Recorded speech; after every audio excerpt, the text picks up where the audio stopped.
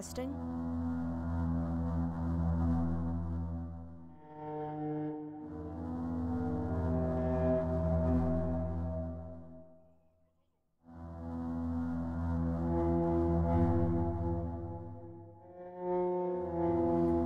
All right. So the stream is running. We're live now. Can't hear you guys, which is good. Oh.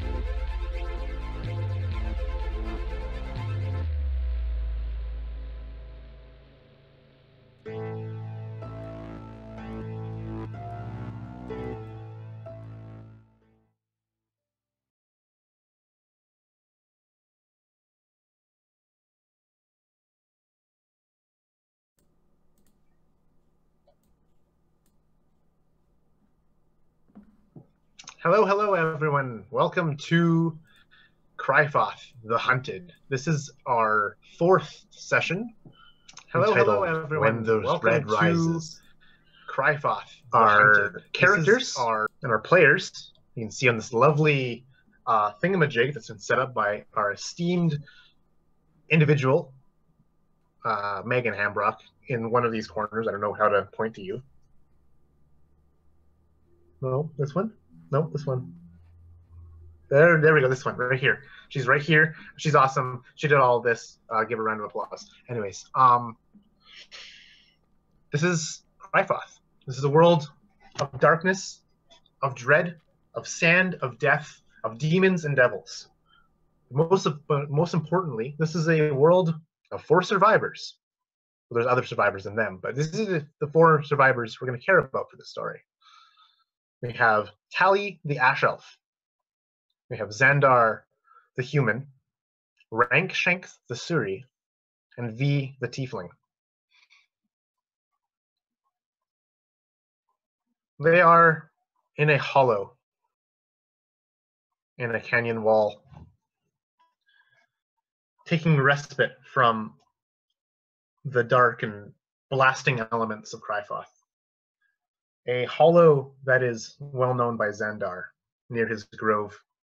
He had so proficiently picked it out and found it. And it is dark, it is night over Crifoth now. A brief moment in between hot, killing days where the sun scorched the earth. It's quiet, it's peaceful, it's not quite as hot as it is during the day. And these four are huddled in their cave. We see Xandar. He's worse for wear. He's taken on some strange and eldritch curse, a curse of the whole world itself, it seems. A curse that you can see almost in any view of any vantage in Crifoth. You can see it in every dark corner, every crack, every crevice. It's called the Affliction, and it is slowly killing and corrupting the world, one droplet at a time. We see Tally with his bounder Attain, this large steed of an animal, half jaguar, half rabbit, half hare, but all badass. We see V, a tiefling who has recently fed upon the blood of a demon, invigorated with wings spreading from her back. And we see Rankshank, a small, lithe, predatory Suri, a Quickfoot, and now the bearer of the metal strongbox. And these four are huddled. And what is Xandar feeling, thinking, doing in these tranquil moments in this cave?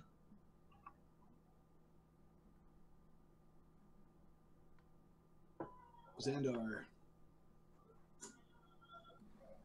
is coming to grips with what's happened to him. He's been spending the last several hours reaching out to what was so integral to his being, the forces of the primal that granted him his druidic powers, and nothing is answering. There's only black, and in that blackness he falls into despair and has sat quietly away from the rest of the group. But the despair gives way to a sadistic anger. If this is to be my fate, I'm going to embrace it and inflict this back onto the servants of the fiends that caused this to begin with. Now there's only hatred. In the blackness, you guys will hear Xandar start to chuckle to himself as the promise of vengeance seeps into his mind.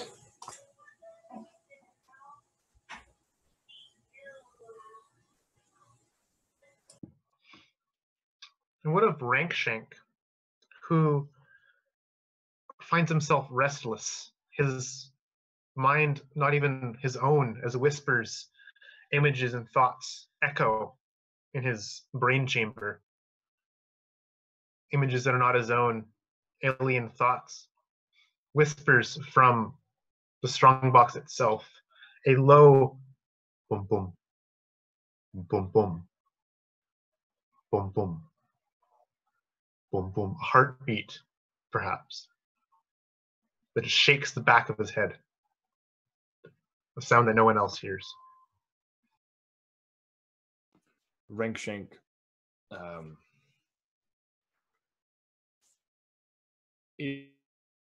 it's hard to describe what Rankshank's going through, but as the three of you maybe catch glances of him throughout the night, it's like a dog that has a nightmare, or the constant moving and twitching and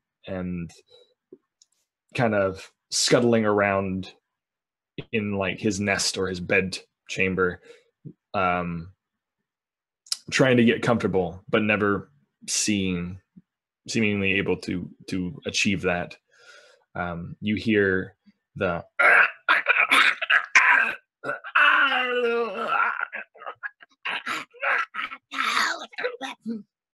throughout the night, and it consistently picks up left and right, as if he's being tortured. And then there are moments when it will stop, like waves.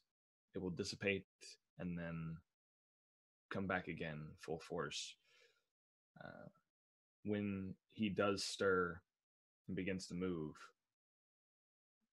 and you see him and interact with him, he looks like his skin is molting, because he's either like tearing into himself, or just the sheer amount of stress is causing this. You can't really tell as to why.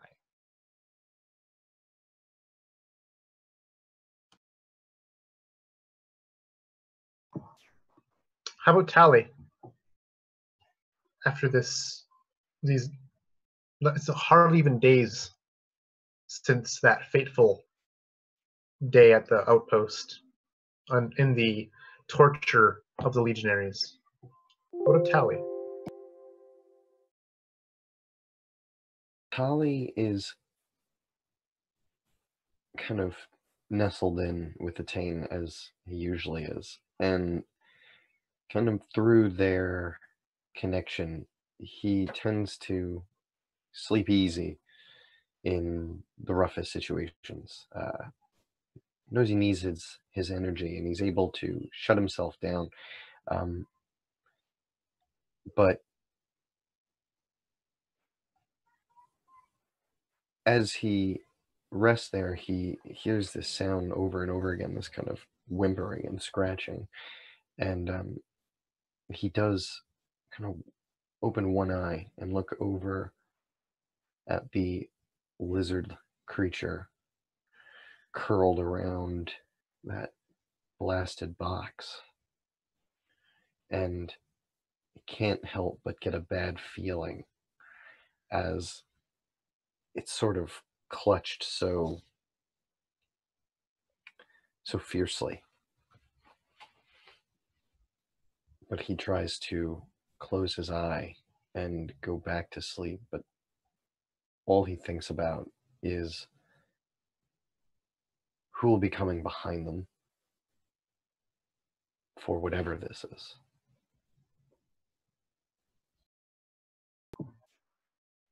And V, what is she up to? How does she feel in these tranquil few moments? V is sitting, staring into the fire. Her wings are kind of encircled around her. She's still a bit awkward with them, these new appendages. But she slowly stands up and she walks over to Xandar. And she would just sit beside where he was sitting. And you'd hear Xandar, this little clinking of glass, as she kind of reaches into her pocket and she takes it out. And it's the vial that she held in front of you when you were going through your change. And without a word, she just kind of, or she hands it over to you and just says, this would take you out of one suffering and put you right into another. But you have the choice.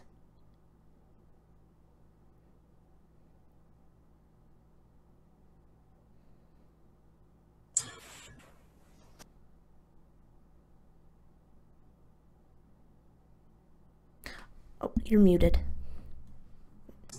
Oh, sorry. Xandar would reach out, and the flickering of the fire, you would see what was once a hand of healthy flesh is now bony fingertips. The flesh almost melted off, the disgusting blackness around what's left of the flesh on his hands. Grasp the vial and stare at it for a while before answering. Suffer, yes. But now it is mine to inflict back upon those who've done this. No.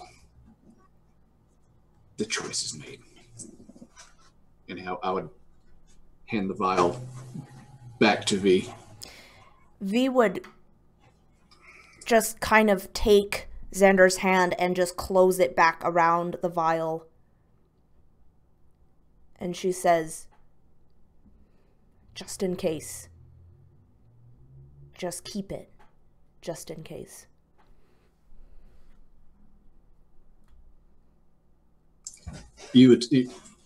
I wouldn't vocally answer, but my cloaked head would nod. And she would stand up and kind of go back over to the fire and kind of wrap her wings around herself, kind of like a little blanket, but she wouldn't close her eyes. She would just continue staring at the fire. As V walked away, a whisper, barely audible, sounding almost more in your head than coming from Xandar himself. It would just whisper, for what it's worth, I forgive you for what happened here. I know now that it wasn't you, per se, but those who hunted. It is those that we must wreak this vengeance upon now.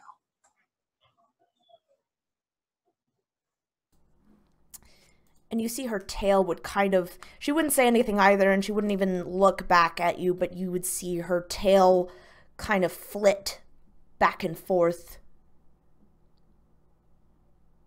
as she acknowledges that she heard you.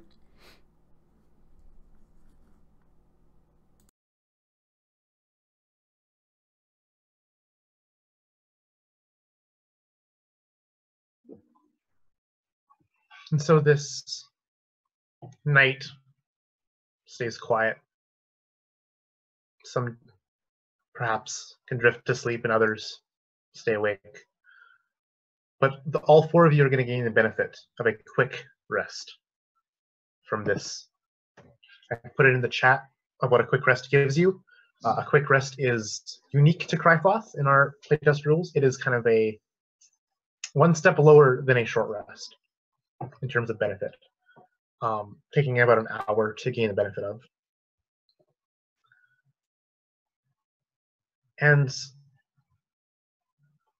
Rangshank, you'd feel it first, a restlessness as the horizon begins to light up,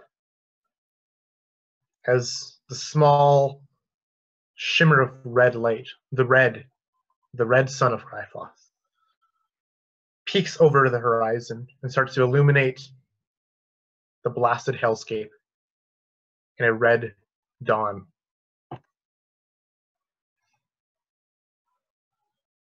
And this sun, as soon as it makes an appearance, as soon as it crests, inch by inch, the sands begin to heat up once again.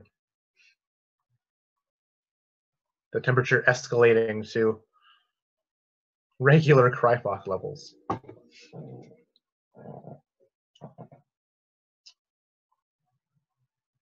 But you have that voice echo in your mind.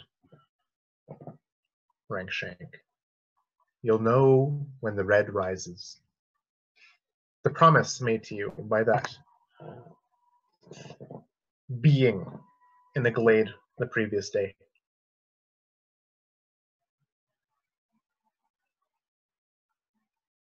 You do not know what or where you need to go, but just this urge for you to move.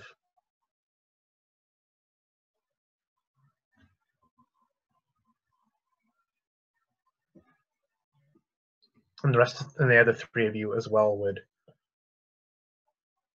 kind of also notice this dawn, and with it comes another day.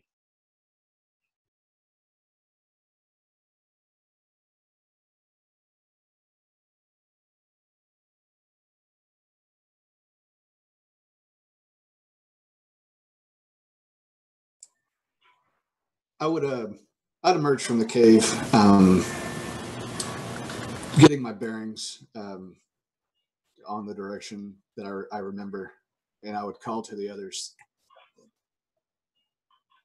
There was a village not far, not far from here that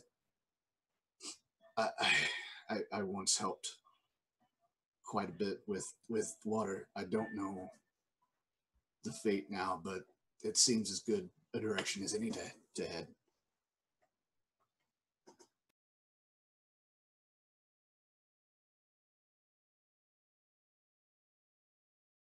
That sounds like the best plan we have. Sounds like really the only plan.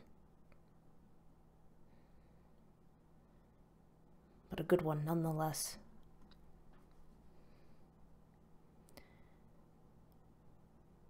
And she would kind of... Oh, sorry. No. She would just kind of like start to fly up in the air just to see if she can like scout ahead, see if there's any danger coming. She would use that to the best of her abilities to just act as kind of like this lookout. Yeah, and as you stretch your body, stand up and emerge from this cave, this hollow deep within the earth, the glaring of the light almost makes you reel back even. It's so much brighter up here on the surface than in the hollow you were in before. And with a stretch or two of your big bat-like wings, you begin to rise and ascend foot by foot above the sands until you're easily like a bird in the sky. And from this vantage, you can see lots.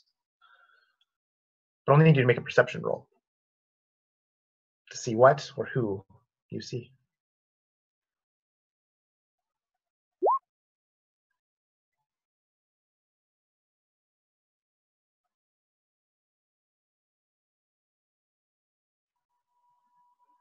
That is a 21. As you rise higher and higher, you're getting a more and more of a vantage. You can see the craggy mountainscape, the hillscape, where you can see where the grove is nestled between these crags. You can see the canyons that you've crossed in the past. They all lie behind you. Ahead, you see it emerges the rolling hills and sharp crags end, and just flatness begins. They stretch on and on. Not a blink of water, not a glint of greenery. Just sun-baked earth, as far as the eye can see.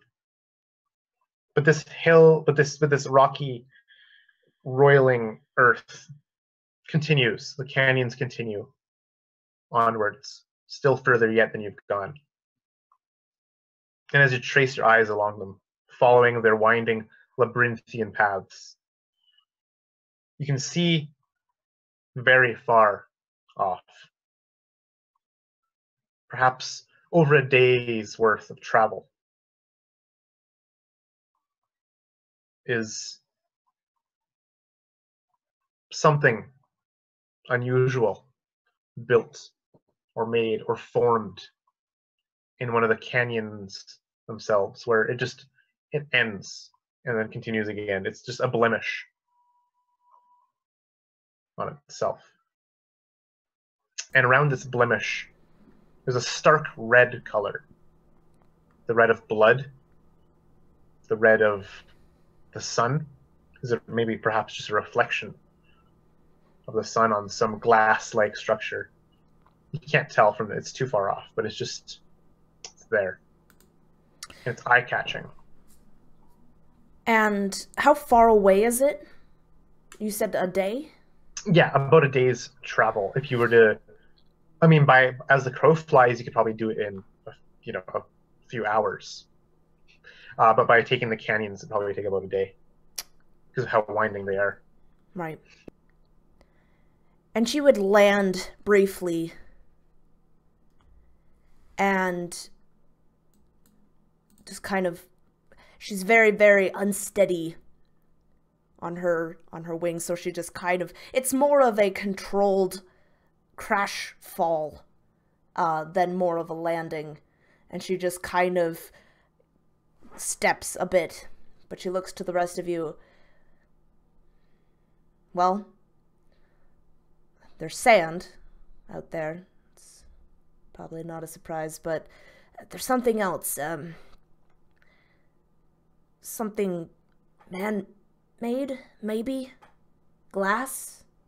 It's red. I couldn't really see it. It's about a day's journey if we travel through these canyons.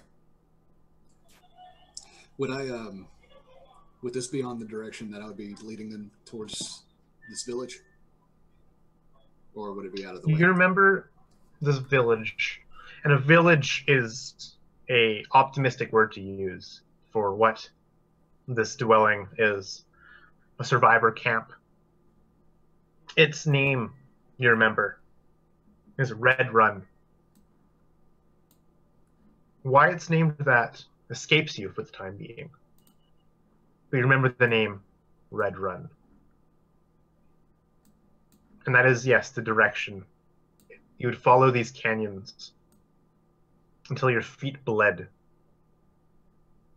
from your grove. You arrive at Red Run.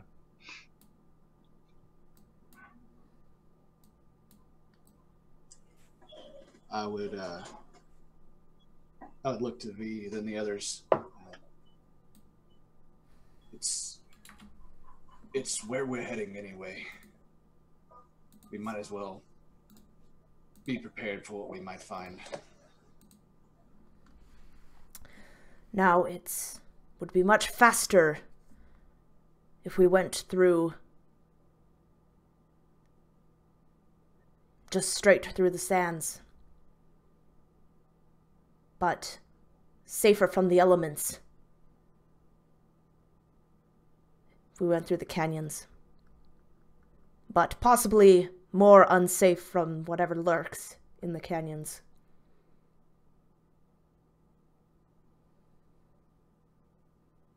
Our people always stayed clear of the canyons. There's game, but it's dangerous. The walls are steep, and even if everything there leaves you alone, you could still fall for days to your death. He pats Atane and just says, I don't know about you. I know we can make it.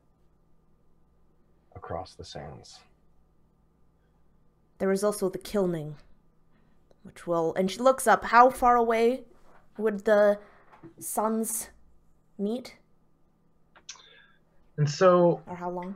You ask a question of Crifoth days, and so days are 24 hours.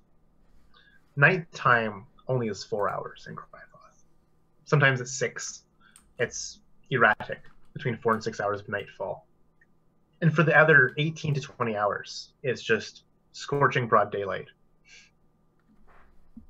And at the middle of these 18 to 20 hours, 9 or 10 hours into the day, is when the suns meet and share the sky. And so now it's dawn. It's maybe an hour into dawn. You'd have 8 hours until the kilning happens. So, she would say, but we should be able to make it to that, whatever that is, before this happens.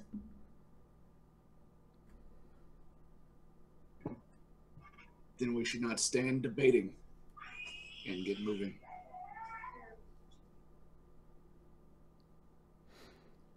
And she would just nod, and I think V would take to the sky again, just to continue to be on the lookout and see if she can maybe make the trek a bit easier by finding maybe some sort of warm breeze or something that she could just kind of glide on. And Tali kind of looks around, looks up again, her flying, and it's just like, so she can fly now. He kind of looks around, just like, I keep forgetting that. This is going to be interesting.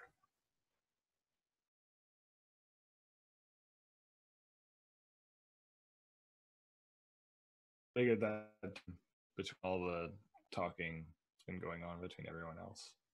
Rangshank has officially woken up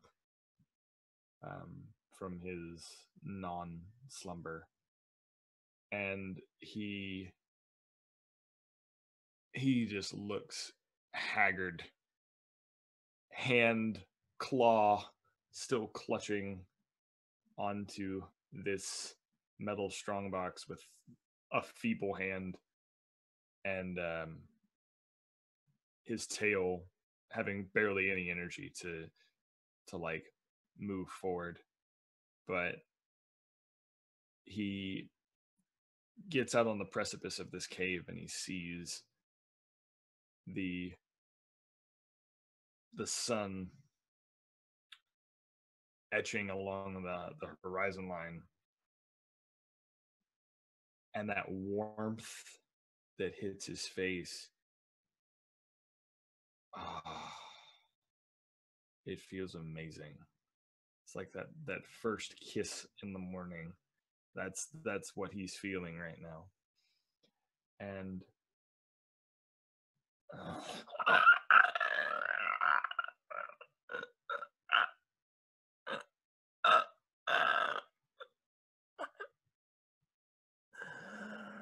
whatever you have chosen,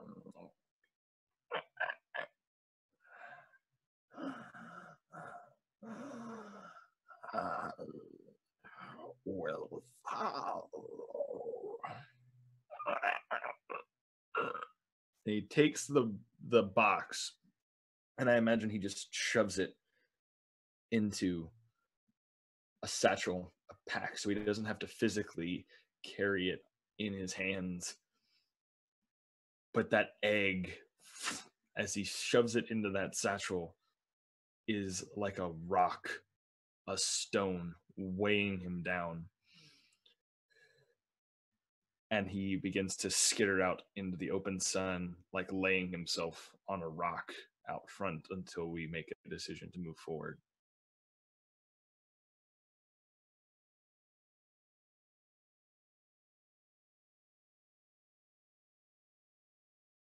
And so you guys are actually kind of at the bottom in this canyon canyonscape. To get up to where the flats begin, you're going to have to climb a ledge, find some escarpment to ascend, or travel along it to see if it just eventually meets. Regardless of how that manifests, it would be a bit physically taxing, exertive to do such a thing. And if that's your path you wish to take to ascend, I'd like everyone to make an athletics check, please.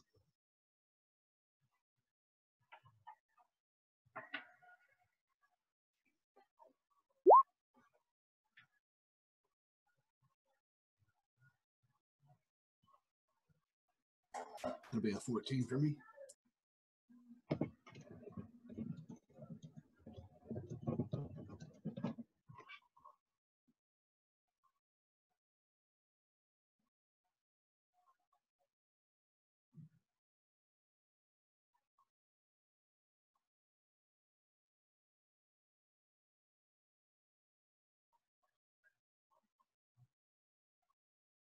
So Xandar and Tally and V.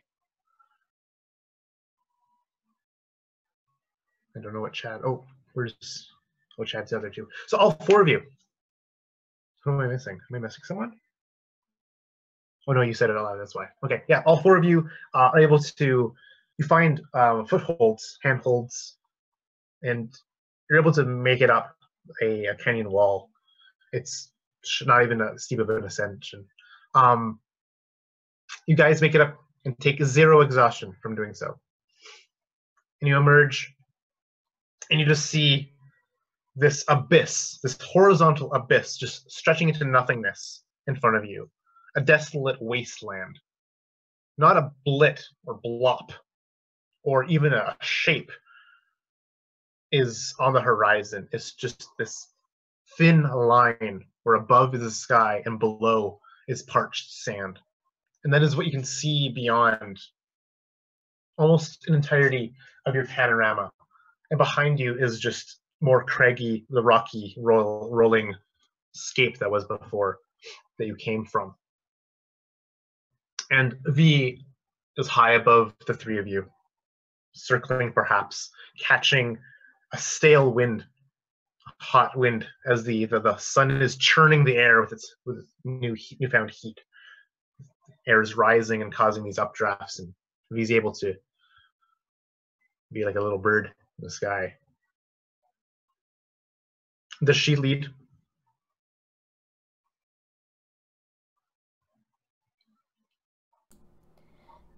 Yeah, I think that she would, like you said, just kind of be circling, but in these circles that are just kind of one a little bit ahead of the rest of the group.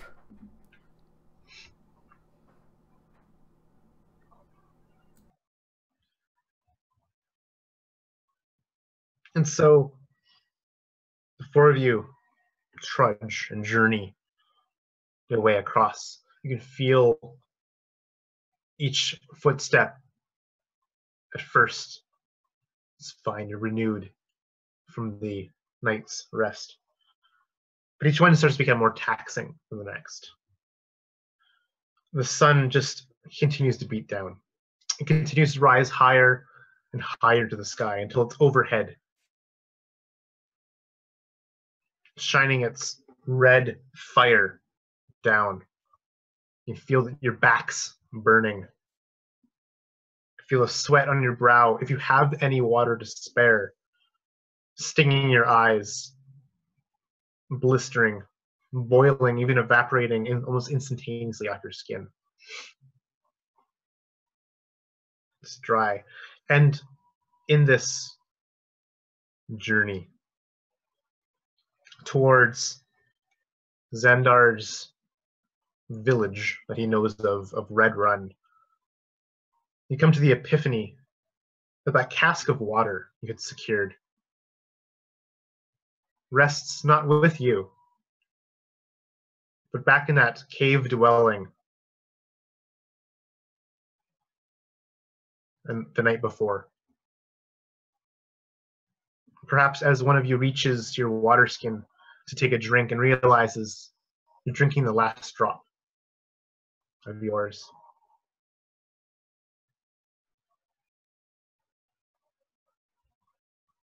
You're waterless. Well, this was rather irresponsible of us. Scarbirds. A dozen, 2 dozen, 4 dozen. They cast a shadow across the sun as they fly above you from some direction. And they begin to circle the 4 of you. I guess the 3 of you. They give you girth, V. Perhaps even below you, in between you and them.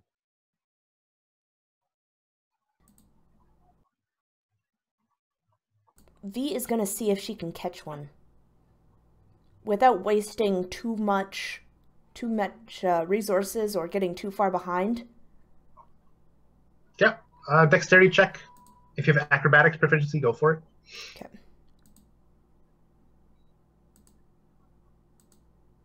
It's a 15.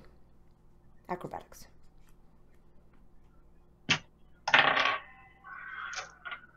You're able to catch one. So I can just imagine that she's just like circling around her companions, and then if one of them would look up, you'd see her do kind of like those things that hawks do, where they circle up and they do this kind of spiral loop and they just come plunging down. Her hands are outstretched, and then you hear this sound of this bird just, but then nothing.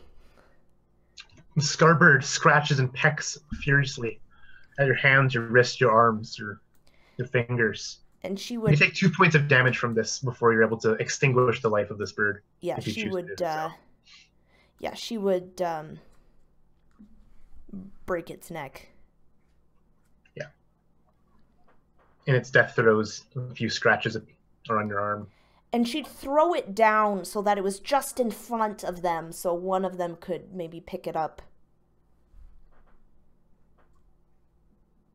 In a puff of feathers, a broken-necked scarbird lies in a slump. It's small. It's the size, smaller than a chicken, just the size of a crow, and it's not moving. A bit of blood begins to pool, soaking the sand. Rankshank is like a dog on hunt.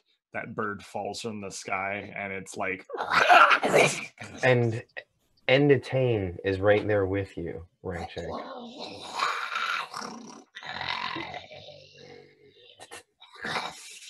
Back, girl. Back, girl. Back. While the beasts are facing off, I would look up and witness the tieflings circling the scavenger birds in the sky.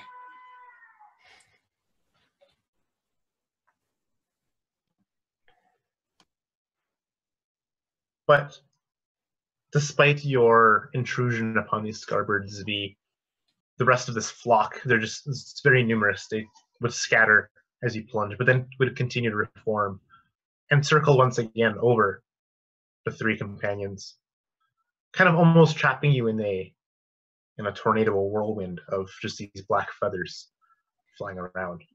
And to the savvy wastelander, which probably would be the 3 or even all 4 of you, can make a survival check or a nature check to see what's going on with these scarbirds. And Tali's already extra edgy because we know how he feels about scarbirds.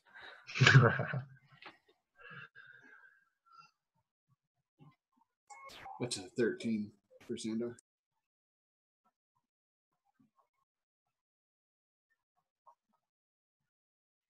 What check are we making? Sorry. Either survival or nature. Okay. I'm getting in all my good rolls early. That's how I like it. Just get rid of all those good rolls and then I TPK in the end.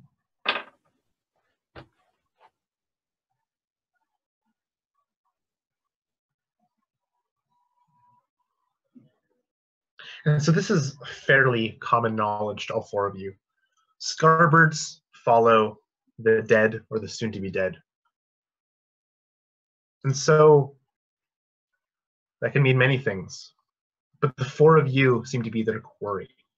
They're following you with each step. Whether or not you're about to drop or something else is going to drop you, the Scarbirds know. Or at least that's the inclination you get.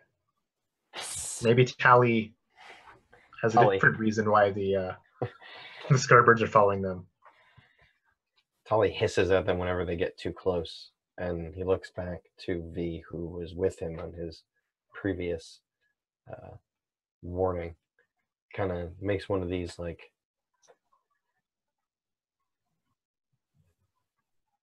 I told you, these birds, not normal, working for the other side. With that, would she be able to maybe try and kill another one just to show him how little of a threat they are? Like make another acrobatics? Yeah, I mean, they're not backing off entirely from you. They seem to be just hounding the three. So yeah, you can definitely try to.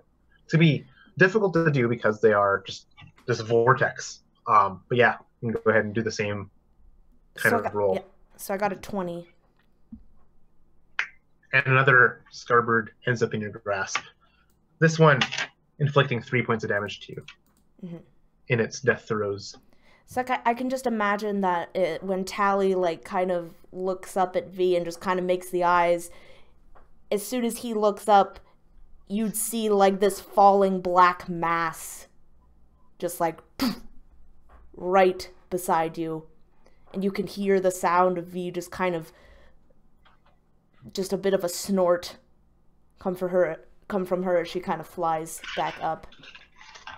And the Tane kind of just takes half a step over and scoops the bird up in her mouth. And she's not like, she's like a hunting dog. She's not scarfing it down. She's kind of holding it gently as it hangs out of either side of her mouth and looks at me. And I just kind of look up and I'm like, thinking to myself, yeah, if you could just do that another 1,000 times, we wouldn't have anything to worry about.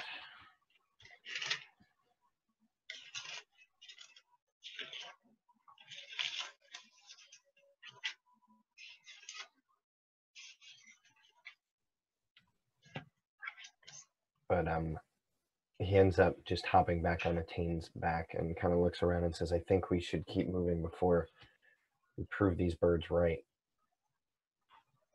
Atane seems reluctant or not very agreeable. She's acting a bit differently, a bit warier. She's felt, heard, smelt, or seen something that the four of you haven't. She seems to be on alert. Can I try to get an idea as to what is bothering her? I'm trying to imagine exactly what level of communication the two of us have, but I know it's a pretty close bond, so I'm not trying to read her mind or anything like that, just trying to get you're able to easily tell that she has something besides the Scarbirds is not bothering her, but she sensed the presence of something. And then I imagine that you would like see and kind of feel Atane's kind of anxiousness. And then you feel it. Something beneath your feet.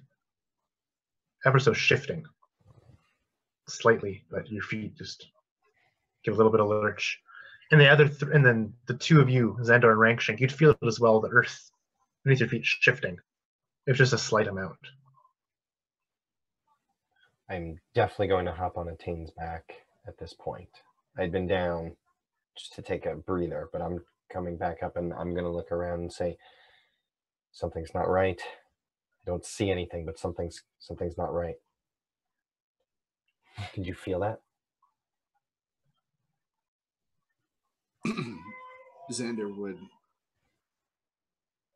would notice it as well. Kind of put both of his hands out to the side, like looking side to side, trying to ascertain what is happening.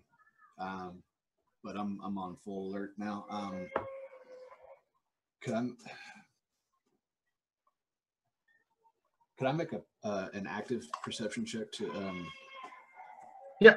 Give me a perception roll as you now look around from Tally's. That is a natural 20. And so, what I'm going to give you with this natural 20 is advantage on the next roll that I'm going to make everyone have to make here. An initiative roll, please. And so, Xandar, you see it before everyone else does. You see some reddish-brown figure burst from the sand, from the rocks, and from the earth. And you're able to distance yourself enough from it, or basically position yourself however you wish in this encounter. Because of that high perception roll. From the ground, 3 of these monstrously sized beetle-like creatures, rust-colored chitin in these spines and layerings, cover their form. A thick, almost ceratopsian horns, these protrusions from their head kind of emerge and break the ground. These long mandibles. And inside, these numerous little thingamajiggies. They are 14 feet long. And they have triangulated, or I guess encircled, the 3 of you, one coming kind of from each side, and closing you in as if laying a trap, or springing the trap, perhaps.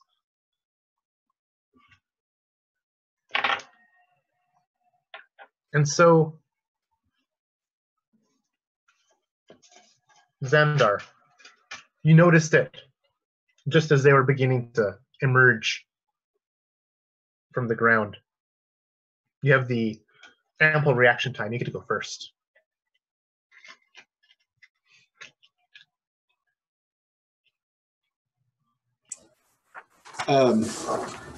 Xandar's newfound power manifests itself like a thick ink, almost bleeding from his pores, and almost without even thinking about it, I'm going to use Eldritch Invocation's Armor of Shadows, cast Mage Armor on myself at will, and you would see, like I said, just bleeding from my pores, just like ink just start to swirl around me.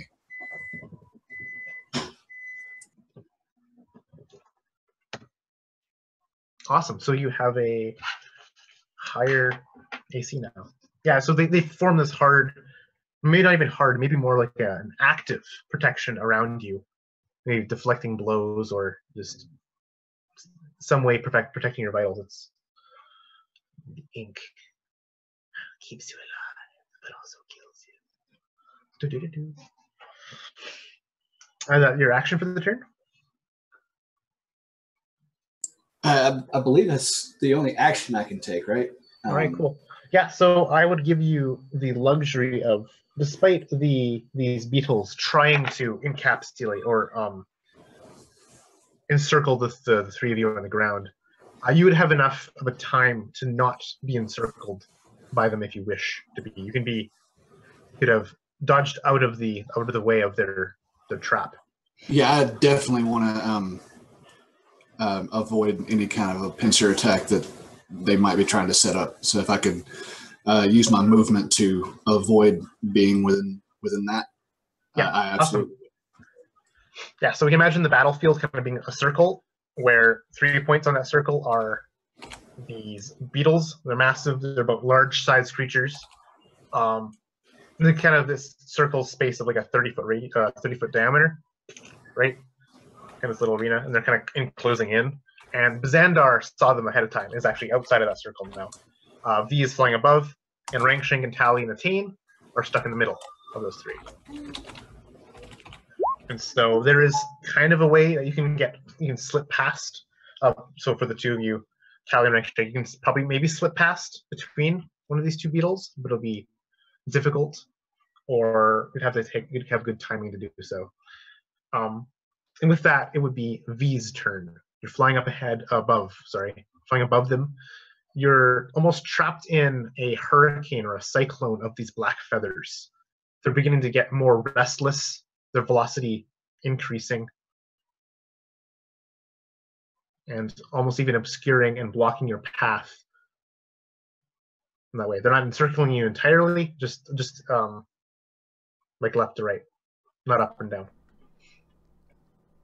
Right, so she is still within view of these beetles then, right?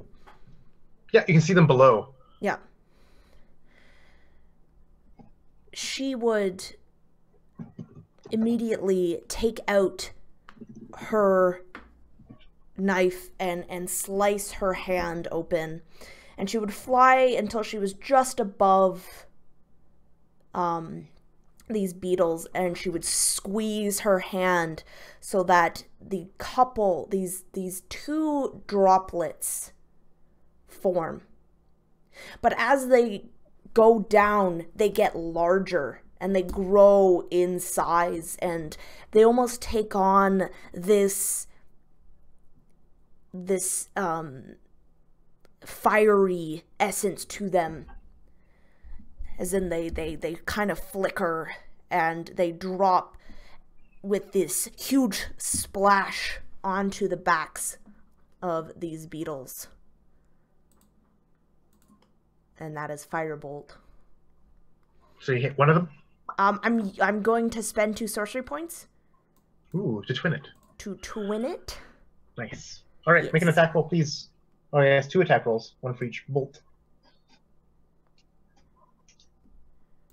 Yeah. So one does 6, the other one does 10 points of damage. With a 16 and a 15. Yeah, so there's both hits. So okay. 6 and 10. Yeah, sorry. Yeah. So this is fire damage. Yes. Okay.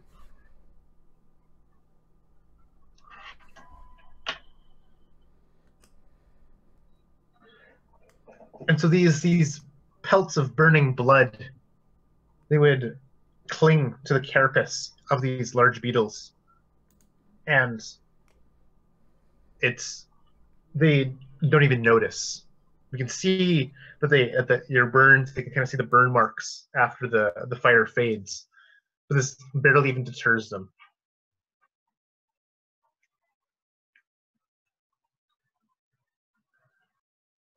As they begin to continue to kind of scuttle closer and closer to the two trapped humanoids in their trap. Is that the entirety of your turn? 2 more. Okay, cool. So you descended out of the crow cyclone and went kind of horizontal. Awesome. Rankshank, you've got these 3 of these large beetles clacking and clittering and chittering, and encroaching upon you and Tally next to you. What do you want to do? So Rankshank is definitely not one to shy away from like a battle, but he also knows when he's being outnumbered. So he sees this trap forming, and his initial reaction is to, if he can't sneak past, if he can't move past, he's going to make an opening. And I'm going to try and move toward one of them and stab it in the face, like right near the front of the mandibles, and then try to use my cunning action to then dash through the hole, right? So I want to attack and then move. Okay, cool. Yep. Give me an attack roll against. So I already did it, and that would be a 18 to hit. Yep, that hits for 9 damage. Since it's not sneak, since I'm not being able to. If I was flanking, it would be sneak attack damage, but since it's not, it'll be 9 damage. You're able to strike a glancing blow, but you realize your bone weaponry is hardly any more dense or sharp than the chitin itself of these terrible, towering insects. Right. And so it's a glancing blow at best upon one of its mandibles, but it gives you the moment, the slight bit of opportunity to slink past it, using your momentum and its momentum to get on the other side.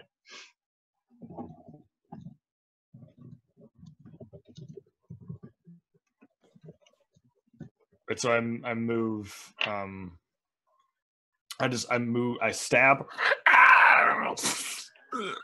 and then slide through the sands around on like the backside of one of these things, so that maybe I can get to the underbelly, the softer under carapace.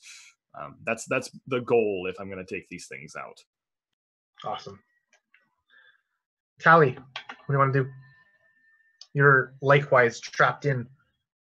As Rangshank's able to find an opening or even make his own opening, you're still trapped in these 3 large towering beetles. You're eerie step by eerie step, encroaching. What do you want to do? Tali is going to draw his short sword and lean forward into his saddle, if you will, on Attain, and he's going to kind of give her a nudge. He's going to try to also shoot through between 2 of these beetles. He's going to be making an attack, and as he does, with his short sword. Sorry, I have to look these things up. I had opening it on a different file, and it messed up my calculated fields.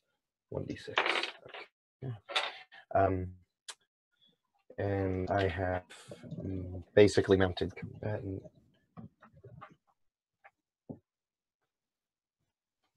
What did I say? That doesn't matter. Okay, so the attack is going to be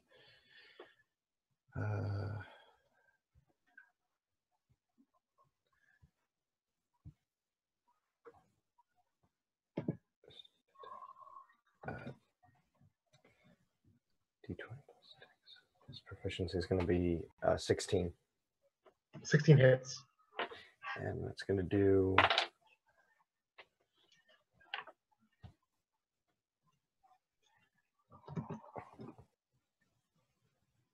Sorry, like I said, it deleted my calculations. Do you remember what is the benefit for the Outrider? It's the equivalent of mounted combatant. Yep, you get advantage on the attack rolls against unmounted creatures. I didn't need that, I guess, but I'll roll the other one just in case it's not 20. It's not. Okay, so then it's just the regular damage, which is damage plus 2, so it's D4. So it should be 6 damage. All right. Are you following Rankshank's lead, or are you going in a different direction than him?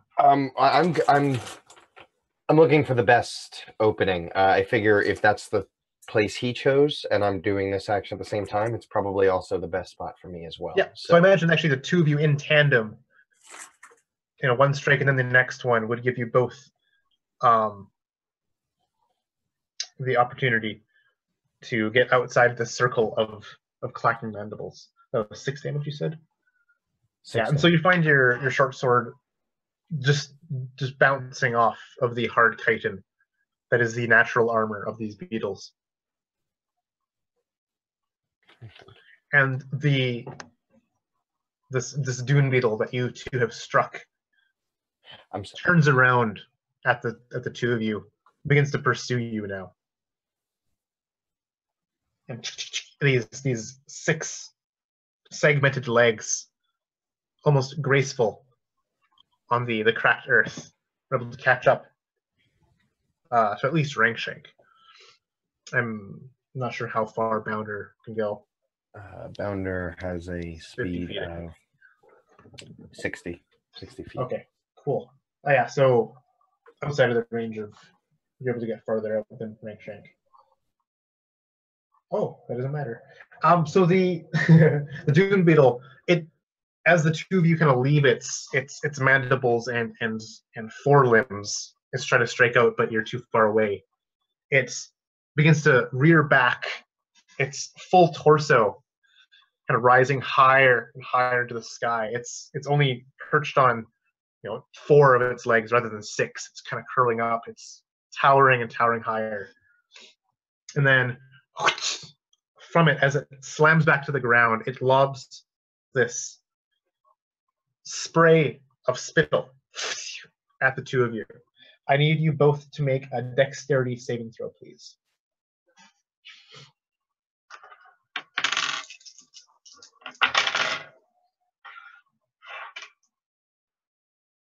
Well, that is my business. So, oh my god. Well, I have a +7 to add to my natural 1 crit fail. Okay, so rank shank, you're going to take 5 points of acid damage as you catch, as you're able to dodge and just only get the outskirts of this spittle spray, this digestive fluid that it's hurled at you. But Tally, you were unable to move quick enough.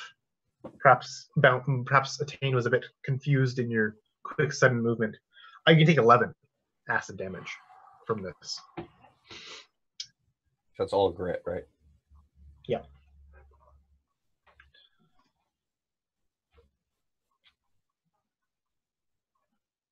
Okay. And Xandar, the other 2 beetles hone in on you. They skitter towards you. And likewise, they spray, one after the other, their own digestive fluids on you from afar. I need you to make 2 dexterity saving throws, please.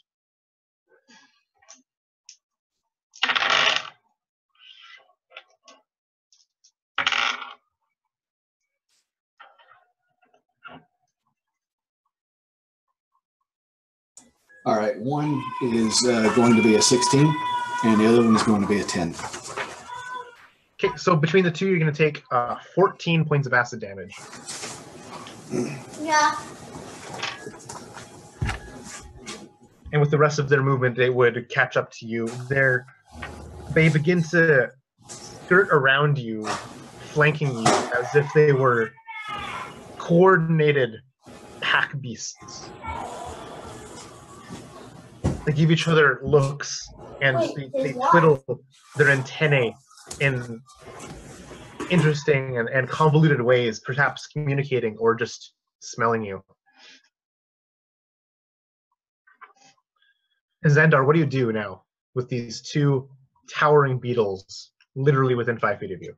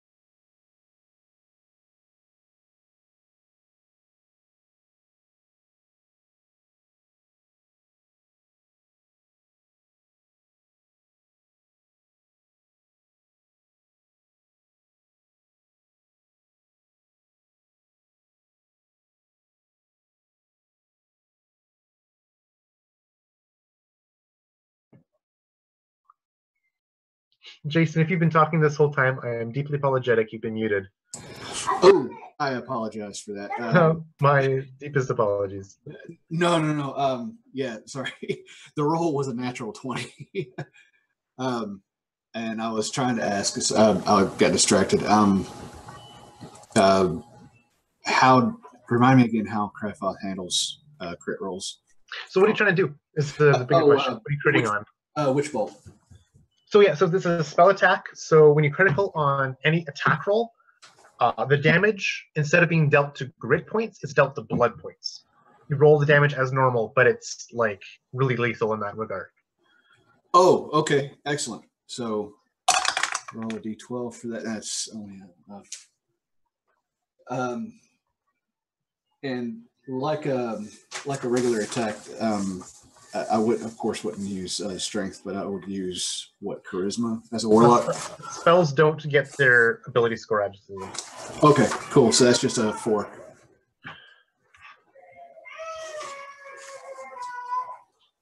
And so this is 4 damage directly to blood. So this spell, you can actually tell me what this looks like as your spell causes this creature to reel back, not die, but get halfway there. Yeah, it's just this sickening green energy flies out from Xandar's hand and strikes this thing's carapace right dead center mass and just rise on the inside. I imagine it would drop in shock almost and twitch as this is just ripping it apart from the inside, heating it up with just corrosive, sickly damage.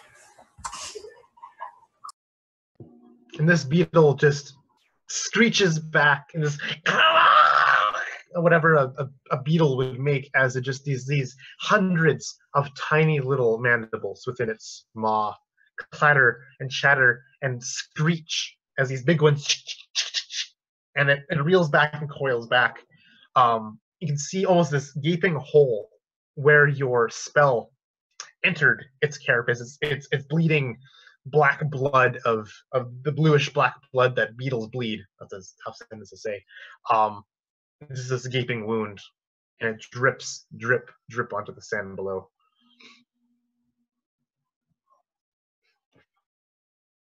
I dig it, and I would use my movement to try to get this thing in between me and either.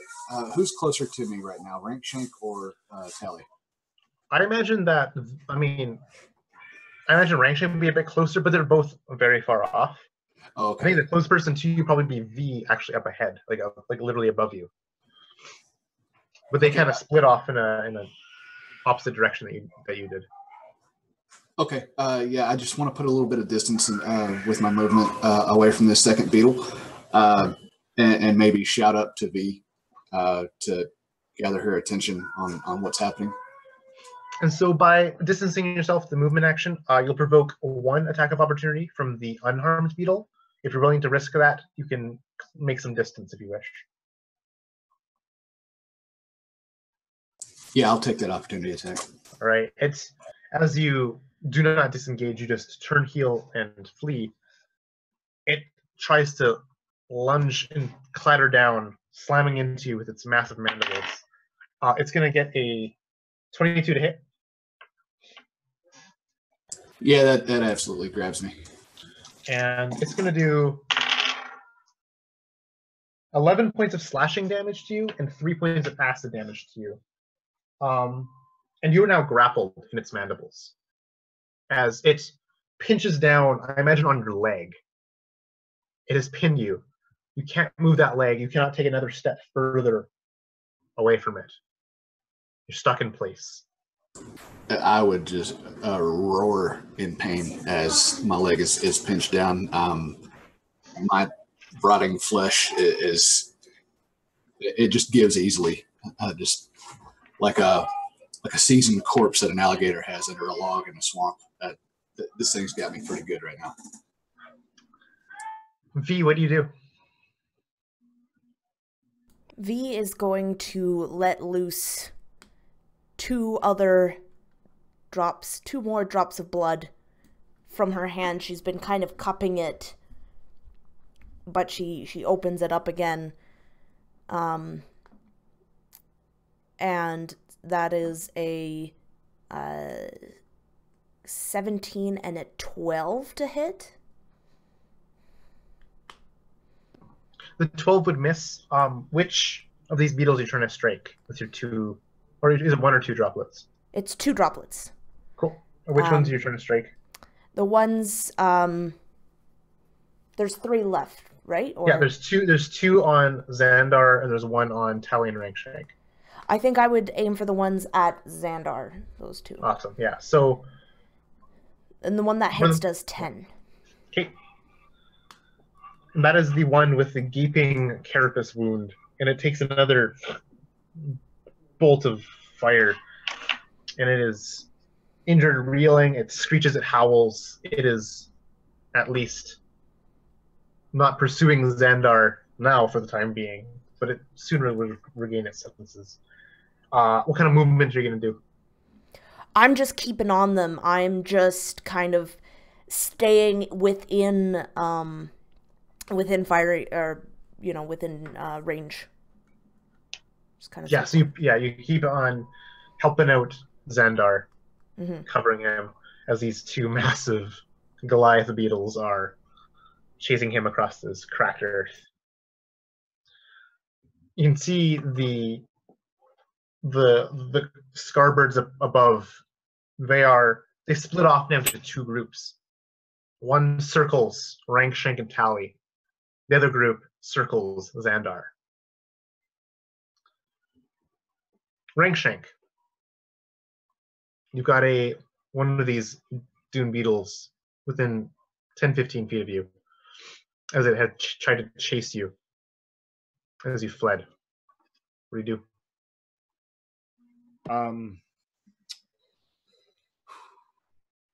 Large creature versus small creature usually does not win. But Tali and Rankshank, I feel like, are back to back, and they are kind of getting pinned in by these 2.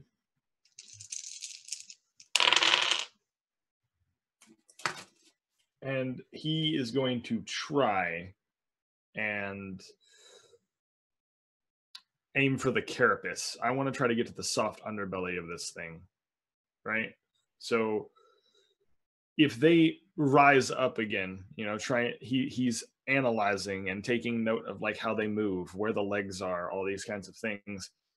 And as one of them rises up, he goes to take a strike at the center belly for 17 to hit, and then a 5.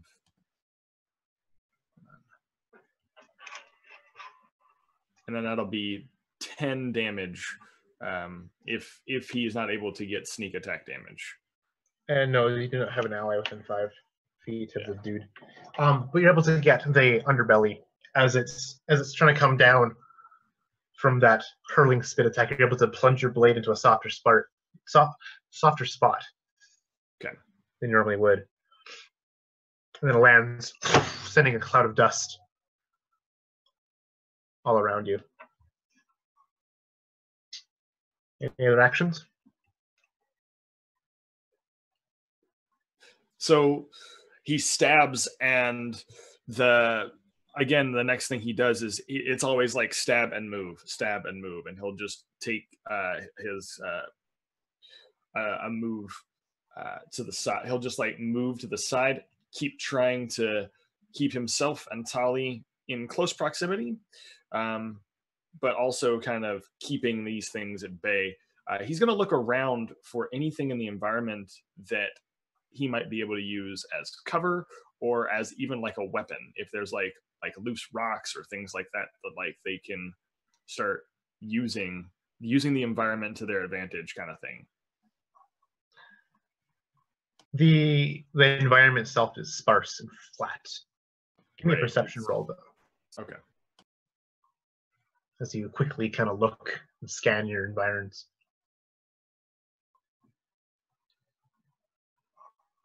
Perception? Yep. Okay. 2 seconds. That is going to be... Well, that's not bad. Yeah, it's 21 then. You see that there's protruding from the earth, maybe 40 feet off, is what looks to be the bleached white bones of some animal, long dead, picked clean by scavengers. A horse-sized animal, perhaps, maybe a bounder, maybe some relic of the old world. Whatever animals lived back 100, 200, 500 years ago. But it's there. It's perhaps you could use it. Perhaps you can't. It's up to you to decide. So yeah, I think he would see this and he would communicate Use it to Tali. And at first it just sounds like his traditional guttural clicks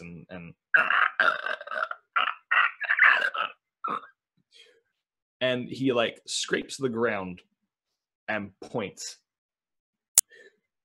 toward the this stone or this bone-ish rib cage that's like jutting out of the ground.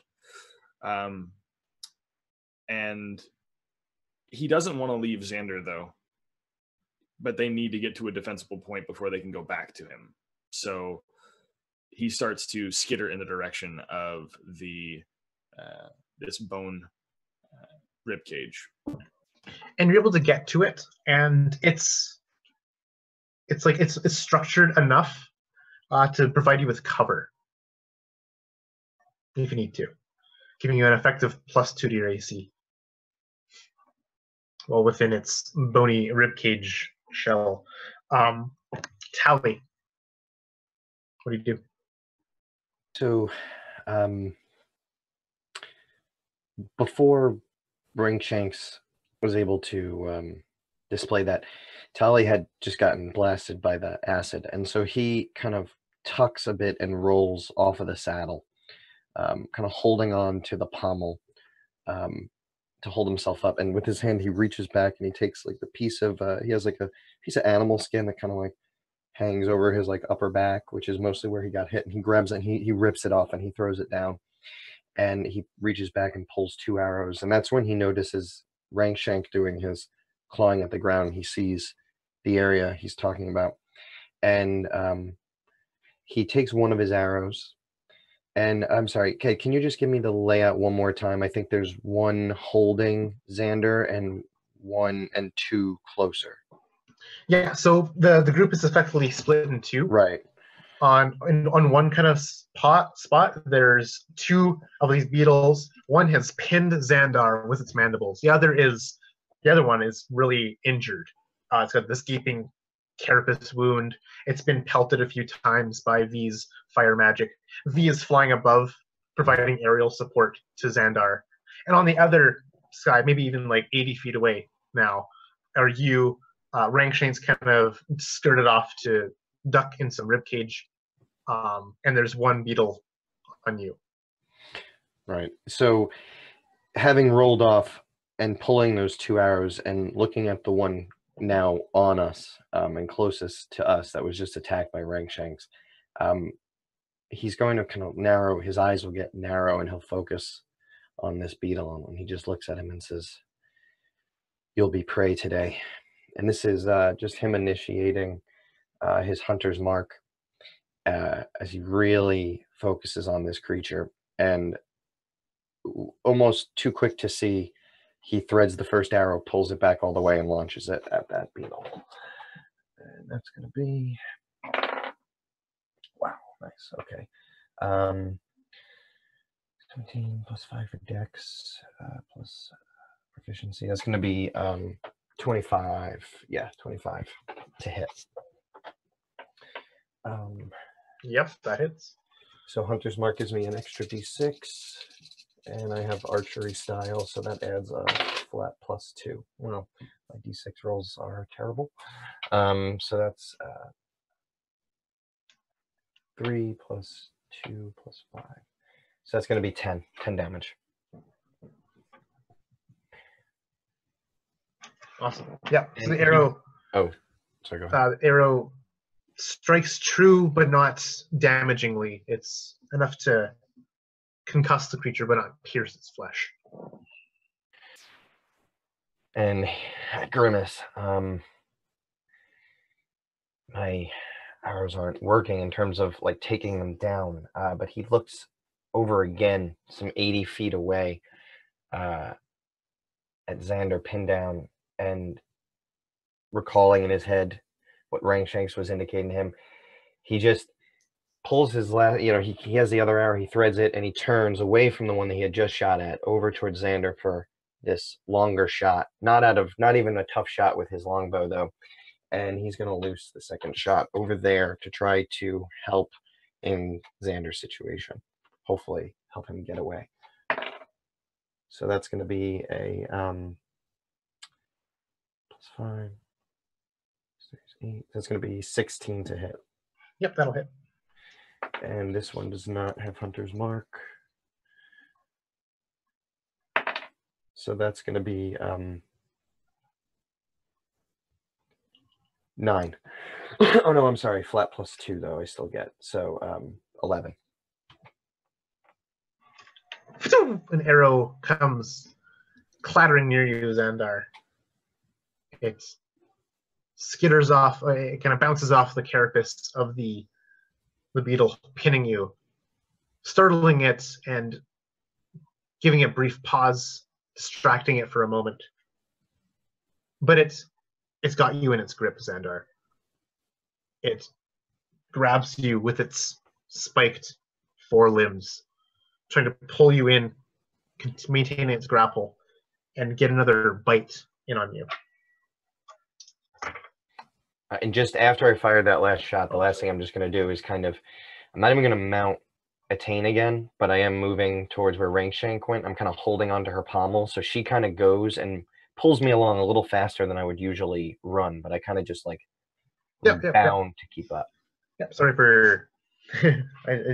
No. I just want to make sure I end up with Rangshank. I don't want to be alone. Yep. So, Xandar, the attack's a 14 against you? That does not succeed. And so I imagine that it normally would have, but what causes that difference? The mage armor, the shadow armor that I have on myself. Yeah, so what does that look like?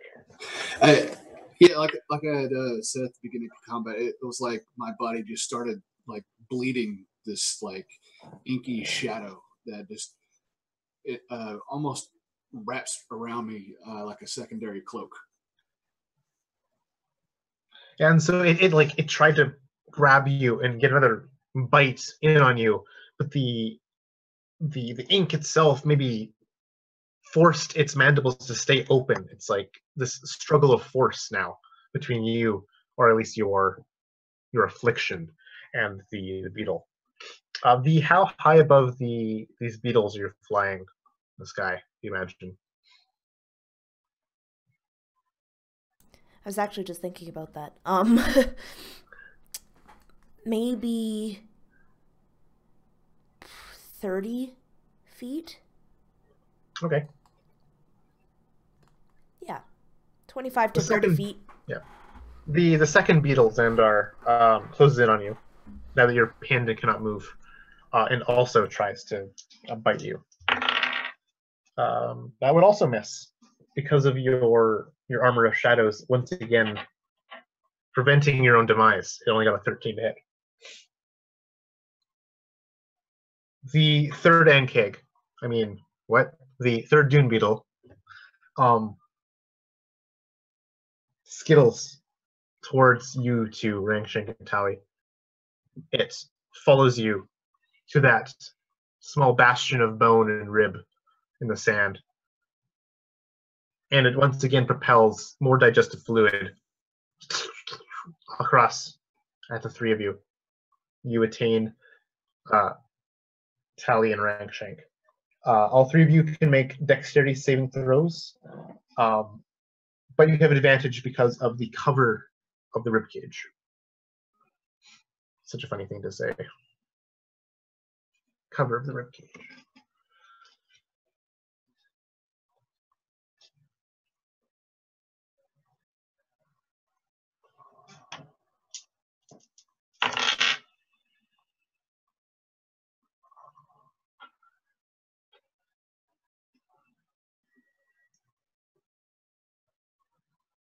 I'm sorry, did that come through? I'm going to type it up. Rankshank, Tally, take 4 acid from this.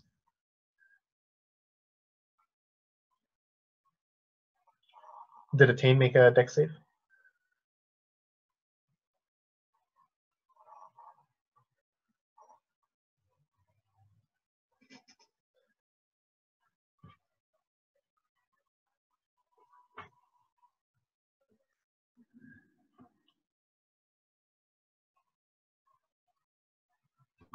Mm-hmm.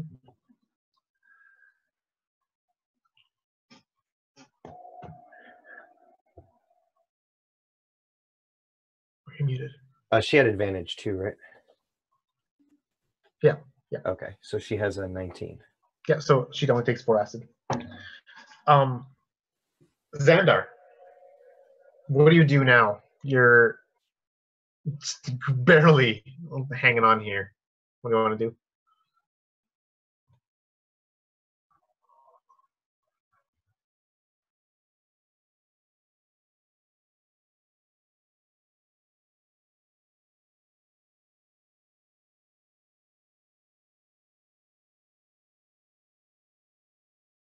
Someone's muted if they're talking. I let my my UI get away from me. 1 second. So yeah, I'm still grappled by this beetle. Yeah. Yep. You can try to force your escape. It is within the realm of possibility. It'll be a strength or dexterity check to do so. Okay. I'm not going to do either. I'm going to.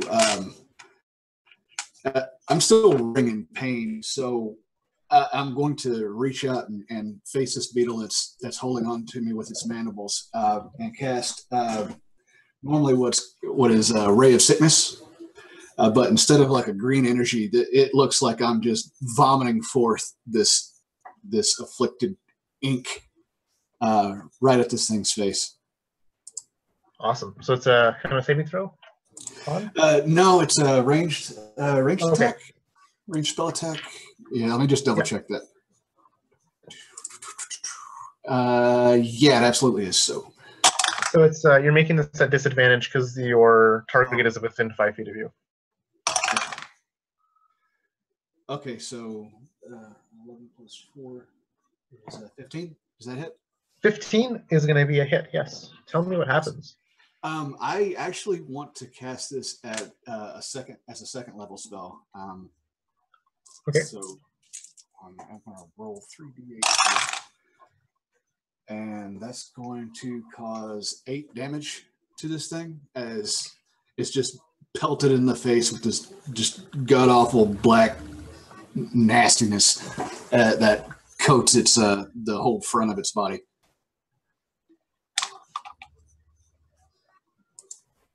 And does it get like a poisoned or 2 or no?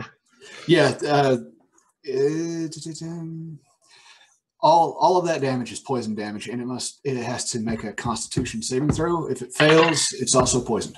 Yeah, so it fails. It got a 4. Okay. So it's now poisoned. Sweet. Okay. So it's gonna make its attack rolls at disadvantage now.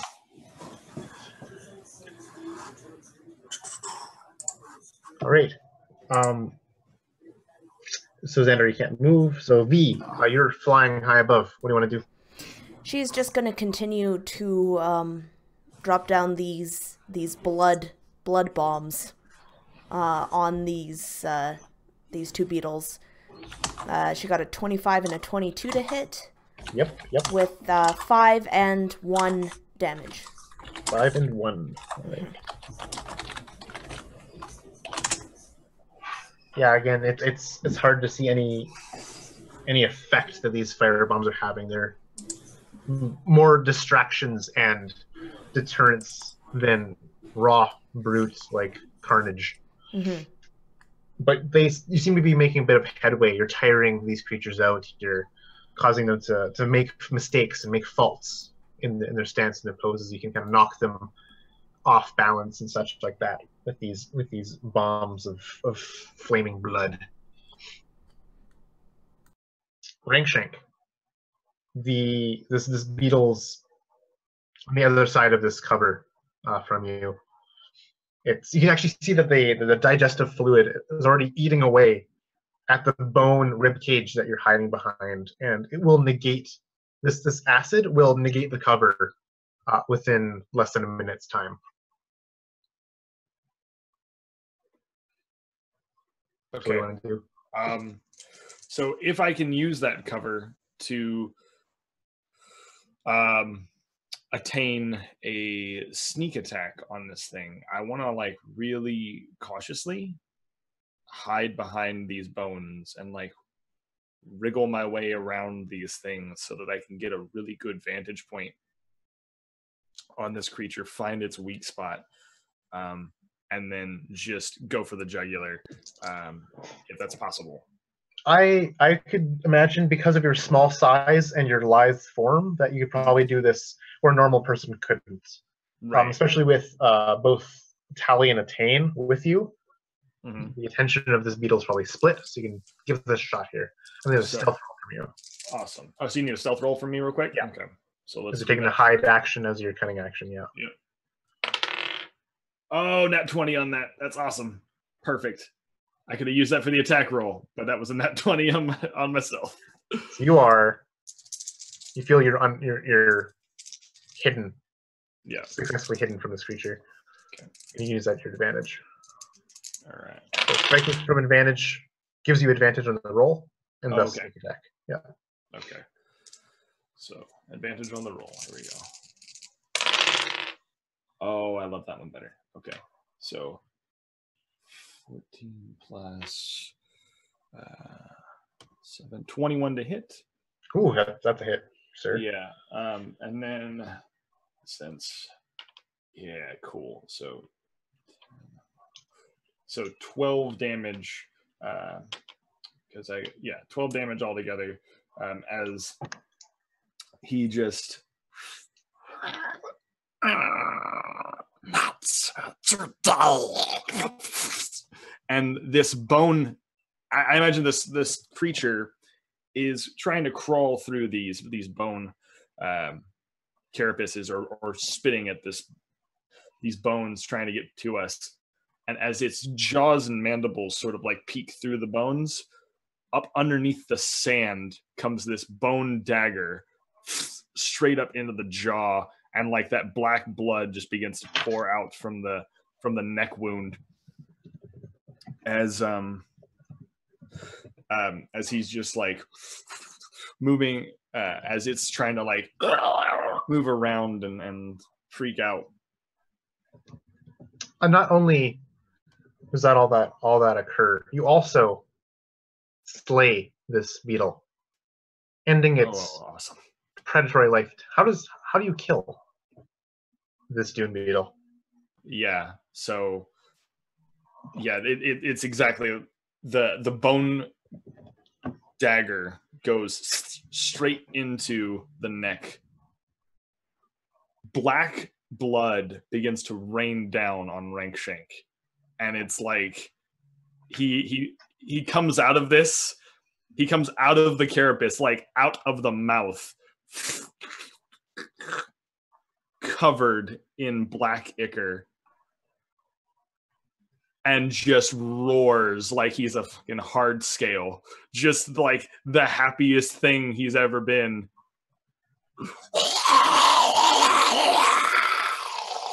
That's me. I want to kill you.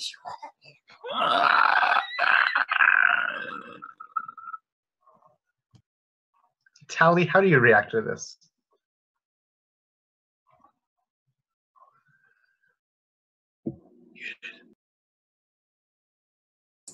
Muted. Oh, sorry. I thought space made it temporarily on mute. I said I'm going to pump my fist in the air and I'm going to shout out encouragingly, "Rank Shank the Dragon Lord."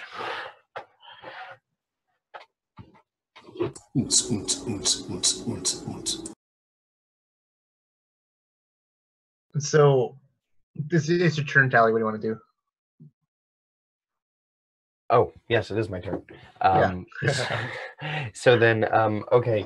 So there is one thing I'm not sure about. In the rules, it says when mounted on a Tane, I have to use one of my actions for her to take an attack. But it doesn't say if I'm off of her that's how that works. So I'm not sure. As a Beastmaster, you can forego one of your attacks to let her attack. That's just a thing you can always do. That's what it is all the time. Okay, Yeah. gotcha. So the difference is she can still attack while I'm on her. It's just it goes by the same rules. Okay, perfect. Yeah. So I'm going to I'm going to pull another arrow, but I'm not going to shoot it because I'm going to take a long time kind of focusing on drawing this and aiming at one of those other beetles. The one that was just on top of Xander. But again, I'm not going to shoot it. I'm just going to look over to Attain. I'm going to say, "Why don't you lend him a hand?" And how far are we from them? Because her speed is 60. So I'm not sure if we're close enough. She can not get there in one movement, but definitely within 2 movements. So if she were to dash, then she can get there. Yeah. So by those rules, if I say that to her and she doesn't reach there this turn, the next turn, can she reach and attack while I'm attacking? Like, can I essentially, can I make the attack? I don't know how that works. If she's 2 moves away, but I'm giving the command now. Because otherwise, I'll give her the command now and I'll shoot my arrow and then I'll use you can shoot the arrow, have her move, and the next turn she can move and bite. Perfect. Okay, yeah. So that's what I'll do. Okay, so I'll say that to her. She'll take off, and I'm going to fire this arrow. Yep. Okay, so that's going to be 5 plus proficiency 3, 8, 22. Yep, that's a hit. And sorry, I don't know if you want to penalize me for this. I forgot to say that I'm shifting my hunter's mark because that one died, and I'm allowed to now move it to another creature. So that's 2 and 2 is 4, plus 2 is 6, plus dexterity, so 11 damage again. Ooh, Xandar, the grip upon you of this creature is loosened just for a moment. You are no longer grappled. As Tally, you were able to knock this beetle gritless, stunning it for the turn, and freeing Xandar from its clutches for the time being. It will lose its next turn, as it is stunned for its turn. And then say that was your move, bonus action, attack. Awesome. So Xandar, that one beetle, it misses its turn. It's stunned. The other one, however, tries to pick up the slack where the other one fails. It gets a 13 to hit, which is a miss.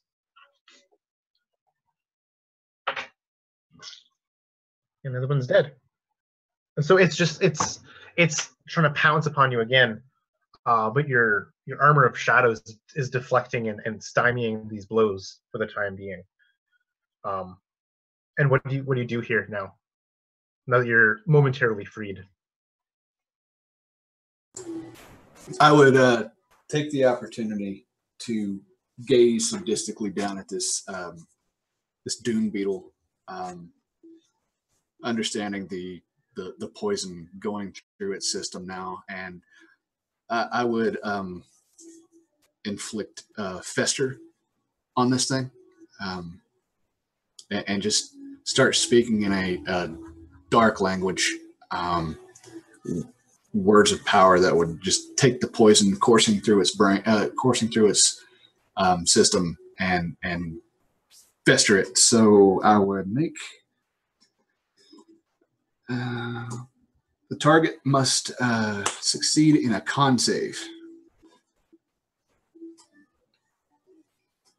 Well, they got a 5, so it failed. What happens? Okay, so since it's down into blood points, It would take 1d8 damage plus another point. All of this is necrotic. It takes 6 necrotic damage, then an additional one directly to its blood points. So this festering kills this Doom Beetle. You can go ahead and describe it. As I guess from an aerial view, V would see Xander like leaning over this beetle, and she couldn't hear the words, of course, but the poison would just start to bubble within itself, and the blackness that Xandar had vomited forth on this thing would burst back out and find its home again inside of Xandar's shadow armor, just bursting right forth as the meat, and as it were, underneath the carapace just rots into a sick green ooze. Disgusting. I love it. V, only one of these beetles is standing. One is just this stewing goop mess, rotting from the inside out.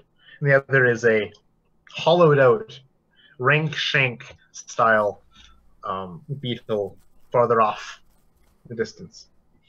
What do you do? Seeing that there's not that many left, she's been holding her cut, her bloodied hand, to only let a few drops at a time go because she knows how precious this blood is. But seeing that there's only one left, she kind of looks at her hands and she just kind of shakes them down, and all these different droplets come speeding down towards the earth, and all Xander would see is around him these droplets would just kind of go down onto the sand and just make a hole and just into the sand, and just this acrid smell would come up from it, and the beetle has to make a dexterity saving throw. It didn't pass at all. Okay. It takes 6 points of acid damage. Ooh.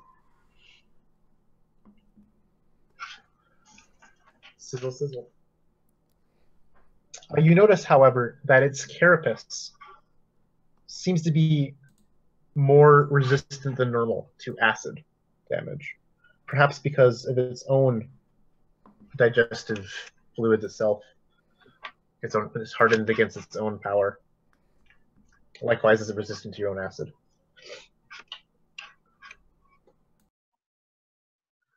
Rank Shank, what do you do? After feasting on the blood of my enemy, what does Rankshank do? Rankshank sees his, I think he turns around from the maw of this gore fest that just happened, and he sees his companions off in the distance.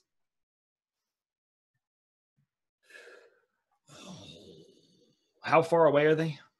80 feet. Fuck. Okay, so it's going to take me some time to get back to them. I want to help, but that is a ways away. I would like... Ooh, I know.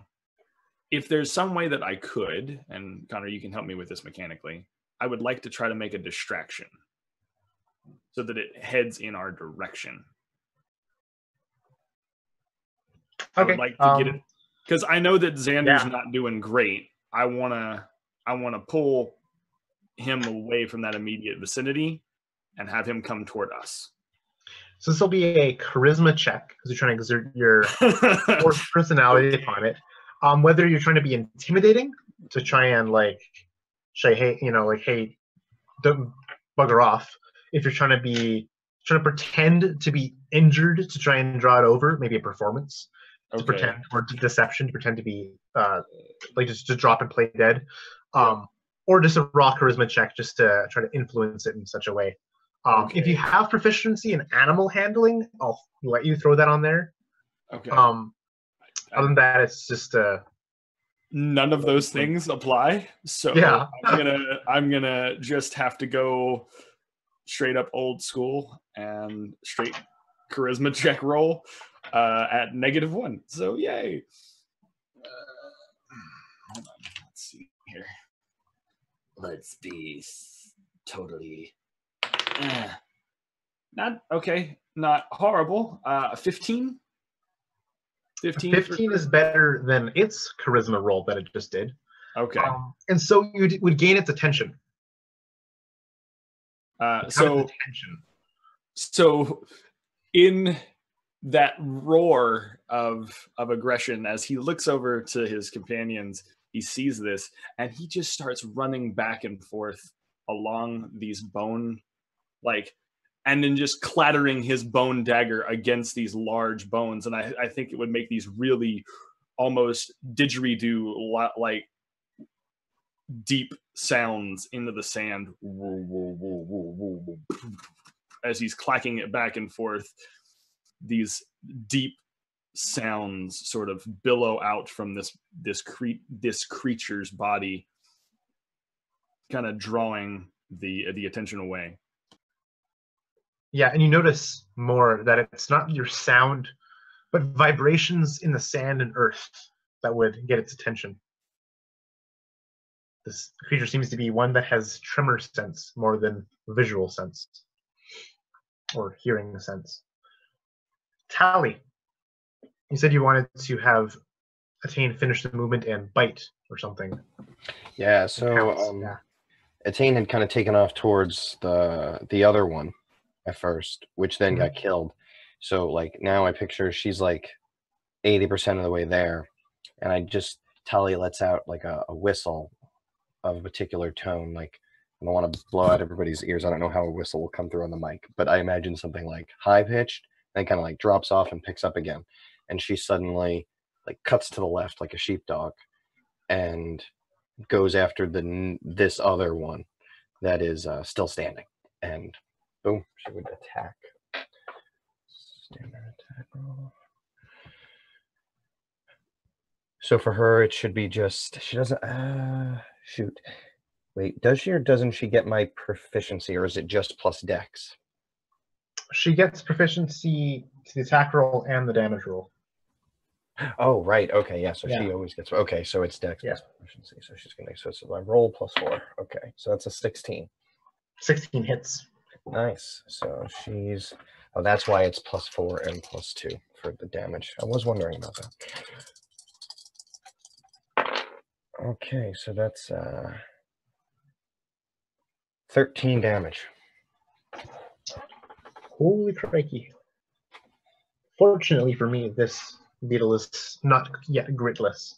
Nice. But that was a knocking blow. Like, whether it's a combination of bite, a rear kick, a hind kick, or whatever, this definitely knocked this creature back. In this particular case, I kind of pictured the beetle had been kind of up on like, well, I don't know how many legs it's had, but it's like front 2 legs are up. So maybe that's not up on 2, but maybe it's up on 4 or whatever. And she kind of comes in running towards the hind side. And at the last second, she kind of does like an anime move kind of thing, like where she bounds forward. And then like in her last jump, she like turns backwards. So she hits with the back legs. Yeah. And then pushes off again. And the creature goes out that way. And she kind of bounces off the other way to put some distance between her as well. And that's how she hits things. And this beetle staggers. It's shifted it. It's lost its balance for just a moment. And all of a sudden, as it rights itself, Xander, you'd notice this. V, you would notice this. The beetle gets more and more rigid.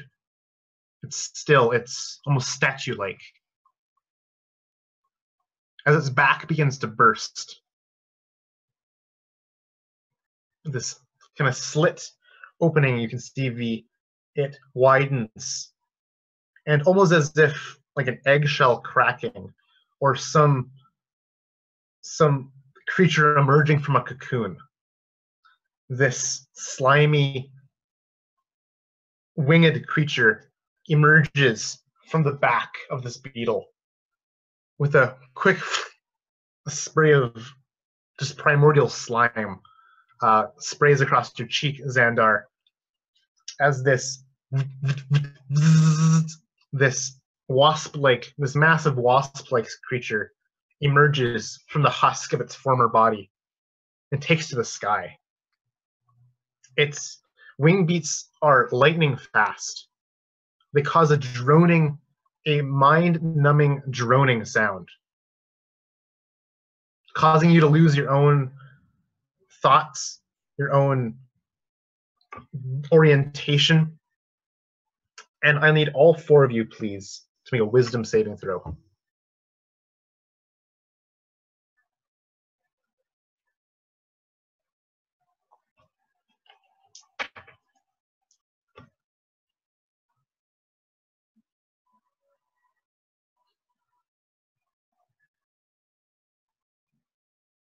It's a 16 for Xandar. All right, so Xandar and Rankshank, you're going to take 5 points of psychic damage. And Tally and V, you're going to take 10 points of psychic damage from this droning, this terrible noise just hurting your mind. So, and as it takes to the sky, it finds you, V, in it with these scythe-like limbs. They're all bladed, all 8 of them come careening into you.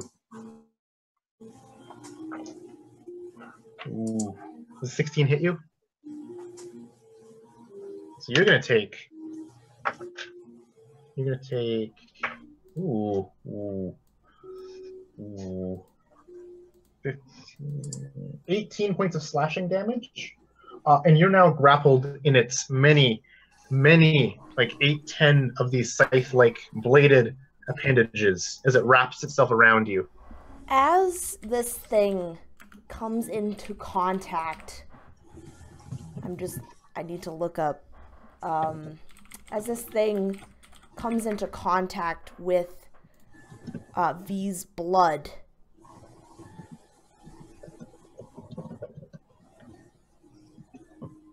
right?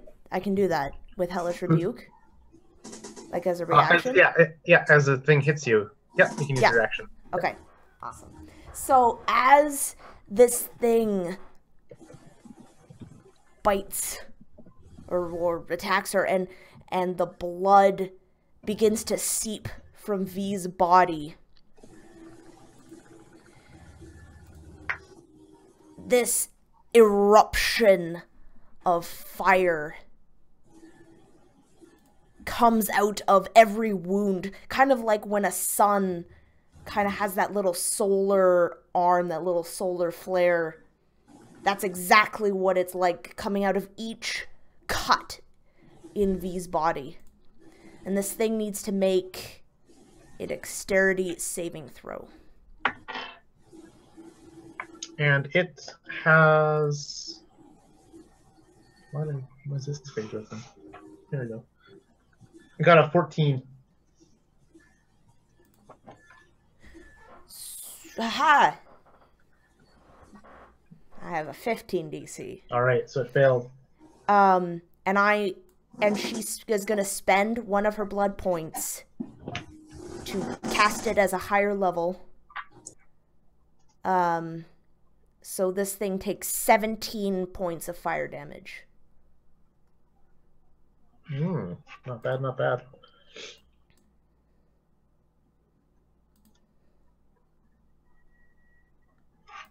And so just this scorch of flame, your burning fire, it's caused it to engulf, and it would let go of you.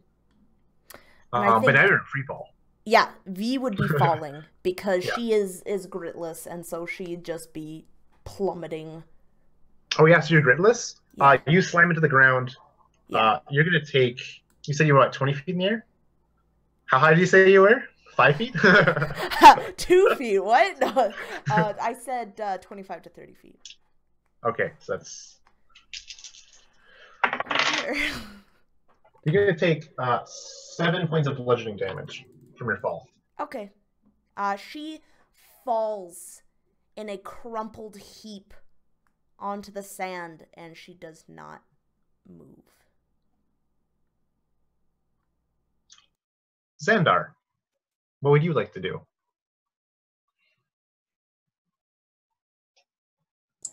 I would like to hide. No. So, seeing this battle in the sky, where is this thing now? About 30 feet above and 20 feet in some direction. Is it still flying, or is it kind of falling? It's still flying. It has much more helicopter-like flight than V does with her bat-like wings. It's got like dozens of wings that are all like, almost like hummingbird style. Okay. Yeah, imagine if like a centipede had like wings going down almost like half its body, and like these scythe-like legs or what it has. That's this terrible thing. I want to Eldritch Blast this thing. All right. Which, let me pull it up here. Excellent. Get out of my tray. It's 18. 18 hits. Excellent. Motherfucker takes 10 D10 damage. 1 D10 damage, not 10 D10. All right, so he would take 9 points of force damage as this blast just slams into it in mid-flight. Awesome, yeah, it careens into it, causing it to falter, but it's still able to keep its height and balance. Okay, I want to make my movement over to V's body. Mm-hmm. You're able to do so. And you see here able to form.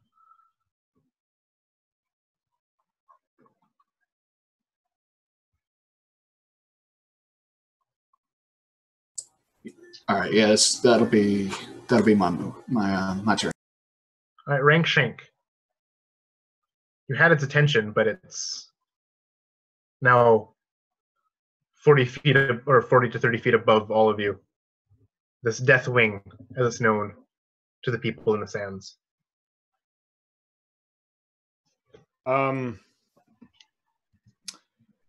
Yeah. So I'm not sure. Probably, but I'm not sure if Frank Shank has ever encountered one of these things before. Ever. But is it near me, or is it still it's hovering over Xander and yeah, it's hovering over Xandar and V's body, and right? V's body. By the hypotenuse, it's like 30 up and I don't know, 80 over. 80, so it's like 100 feet away. Out and 100, so it's 100 feet away. Fuck. I gotta like figure something out to get that thing over here. Either that or get me over there. I guess I'm gonna have to use this turn to I'm gonna have to use this turn to run from my cover and like get out there in the open space. Like it's not smart, but I have no way to like help, and I cannot leave my clutch out in the open. You know what I mean? Like there's this moment where Rank Shank is looking at this thing like evolve and crack and break, and he's like, oh, what did I do? Like I feel bad, like I did that thing, I caused this to happen. And I think he's going to begin to run towards that group. Maybe even try to draw this thing's attention, because if it can be noticed, I don't care. I'm going to take the opportunity to like draw its attention to me. So I'm going to run out there in the sands, and I only have a 30-foot move speed. So I'm just going to skitter out of cover into the middle of the sands. And if you said that I'm going to take my full dash action to do full 60 feet then. And that way I'm within Quickfoot has a movement of 40, not 30. Oh, okay. I thought I only had 30. So yeah, so then I'm going to do a full dash action of 80 so I can get right up into the fray. Yeah, you're able to get to where V is, where Xandar is. Yeah. Like I feel like Tali we got there, and as soon as this fight ends, you see this Surrey just bolt off into the sand directly back to the main circle that we were at before.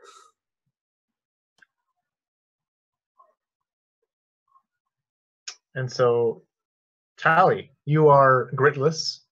Yeah. Perhaps the that droning in your ears caused you for a loop. You're not down, but you're just stunned for your turn. Yeah. And so Attain can act for you based on the last instructions she was given, but I don't know how she can get up to a flying Deathwing.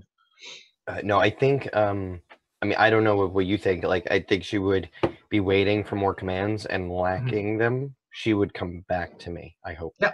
No, that sounds good. Attain returns to you. Well, she won't quite make it. No. The Deathwing above continues to drone its wings in an excruciatingly painful way. I need Xandar, Rangshank, and Tali, please, to make wisdom saving throws.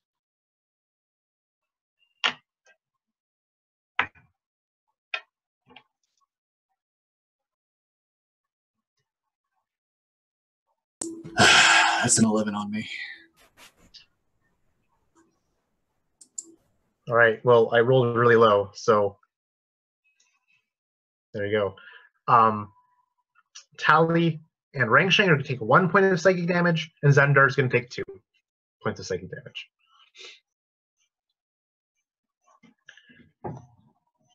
And this Deathwing, after it got scorched back by this magical flame, dropping its prey, smacking it to the ground. It sees Xandar and Rangshank, these two more meaty things, one a little bit more diseased than the other. It would swoop down at you, Rangshank, and try to scoop you up as it flies by. So it's going to make an attack roll against you. And it got a 16 to hit you. So let me check. 16 is just enough. Right at my. All right. So with these scythe-like appendages, you're going to take 11 points of slashing damage. Ooh. And you're now grappled by this thing, and it's going to continue its flight movement and pick you up off the ground. You're in its clutches now.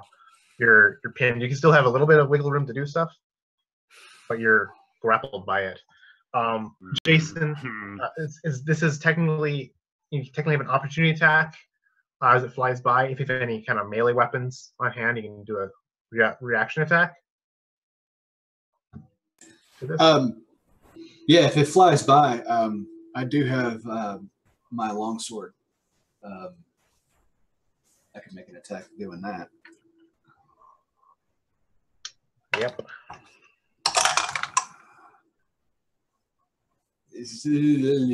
Nah, that's a 12. 12 would be a miss. But it is now your turn, Xandar. Okay, yeah, swiping at this thing and missing completely, and I see it grab Rangshank. Once again, without even thinking, I stand up with B on the ground below me and throw out my hand again for another Eldritch Blast, trying to hit this thing. That's going to be a 16. 16 hits. Excellent. Only 2 damage that time. 2. Okay. Yes, sir. It's a small blow, but a blow nonetheless. It's striking the fabric of one of its wings, but it's a glancing blow. V, what is your fate in the sands here? Are you outright dead, or are you making death saving throws? I'm making death saving throws, but I rolled a nat 1. So All right. there's that. She's dying fast. Rankshank, what is your fate in the clutches of this flying deathwing? Well, the scythe-like pinchers have definitely dug into Rankshank's flesh now, and he is. You can see this like black red blood just pouring onto the sands below as he is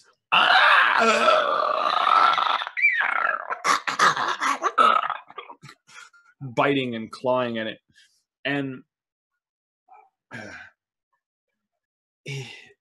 he stops for a moment, and that same like ringing that was in his head in the cave comes back, and it's excruciating as the blood starts pouring from him. He can't help but want to fight, but the one thing that like keeps resonating with him is what the creature said when the red sun rises, right? Like, when it rises, you'll know. And so in the heat of this battle, he's going to try to pull away, but he's also going to look to the horizon and see what he can see. And so are you at 0 grit right now? I am at 0 grit. I am down cool. Into my blood. All right, cool. So you see the horizon. It's this blinding red, but you stare at it anyways. Your reptilian eyelids they're all kind of covering over one another to block the light itself. Your pupil dilate or contracts to the smallest little speck it can. But you just brand your mind. You brand your eye with the silhouette of the sun. And when you close your eyes, that's all you can see. It's just the sun, this orb, this circle, branded into your mind. So you're stunned for this turn. You're gritless, but you spend this turn just focusing on this red brand. Awesome. On your retina. Yay! Tally, you are no longer stunned. What do you want to do? So Tally had his hands kind of like pressed into his face as he was stunned. You know, he didn't really realize that he was doing it. He was trying to cover his head and like press it together as if it was about to explode. And he pulls his hands apart, and they're dripping with blood. Doesn't remember anything hitting him. There's just blood everywhere. But he tries to rub it out of his eyes, and he reaches back and he takes an arrow and he kind of staggers a bit to the left, and he pulls back, and he's I have to ask, is the beetle still alive? That's a very good question. No, it is just a husk. Okay. It's been like split open, and it's like yeah, like just a molted husk. Just wasn't sure if my hunter's mark was still focused on that, or if that was not a living thing. Yeah, so I actually think would have applied. Yeah. So I actually think I look there first, like wiping the blood away. I'm kind of pointing over there, and I see that it's just a husk. I look back over to my left, and I see Rankshanks being attacked, and I let go. It's going to be a 19. I'm sorry, 20. 20 hits. Yeah. And that's going to be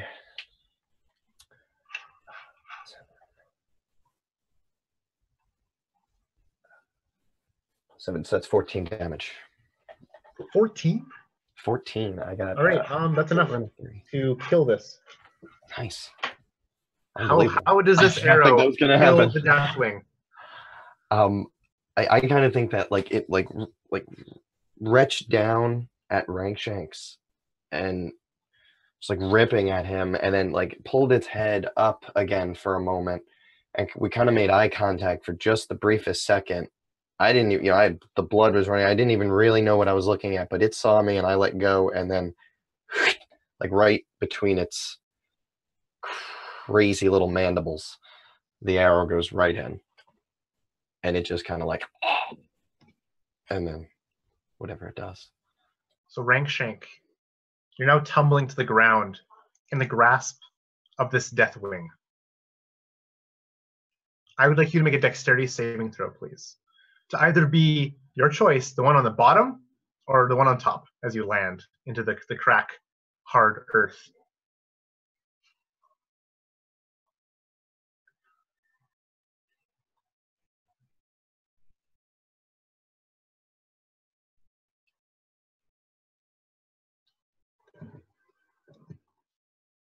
Okay. So, I was gonna try to flip it around and be on top.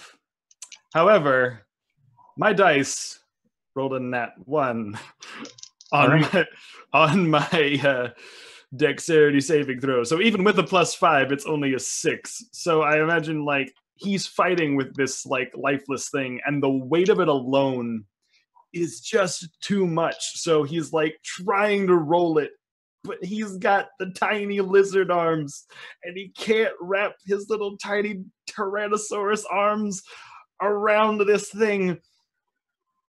And you ready?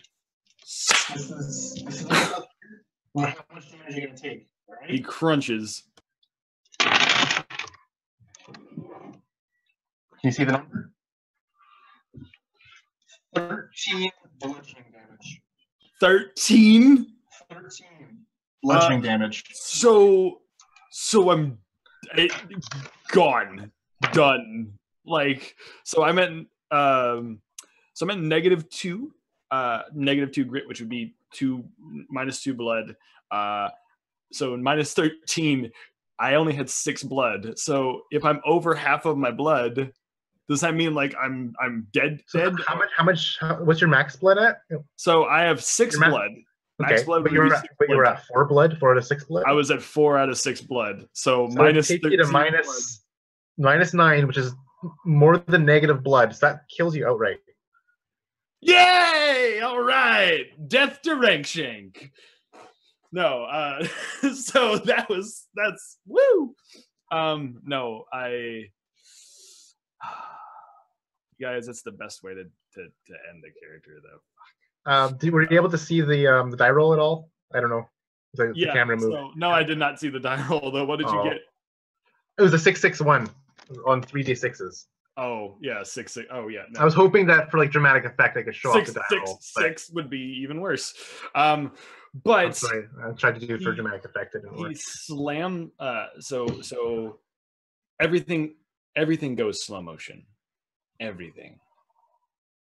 You hit that arrow perfectly, Tali. Perfectly. And as a clutch mate, you would have been awesome. Rankshank tries to flip this thing over, but the immense weight of the creature is just too much. He falls, trying to bite everything, but the thud makes a crater into the ground. His body is pinned underneath this thing, and I think in the last moments before he just starts pooling all of the blood underneath this creature, he looks to that sun again, his head lolling to the side as his eyes pin on that red sun. Never having been able to open the egg never having been able to really know what a clutch feels like, he's reminded of the few brief moments in Crifoth where he felt like he had a clutch. And he becomes a literal blood fountain on the sandy dunes of Crifoth. As Rankshank imagines that red sun, it also goes boom, boom, boom, boom, boom, boom, boom, as it fades, as you fade, as Rankshank's last breath leaves his reptilian nostrils, as Rankshank becomes yet another victim to Crifoths. Xandar, the Deathwing has crashed, forming a dust crater a bit in the distance. V's unbreathing body is at your feet.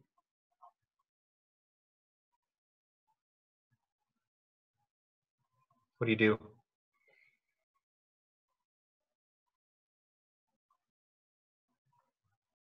Am I able to use any knowledge in medicine to maybe make a roll or help her with a death save?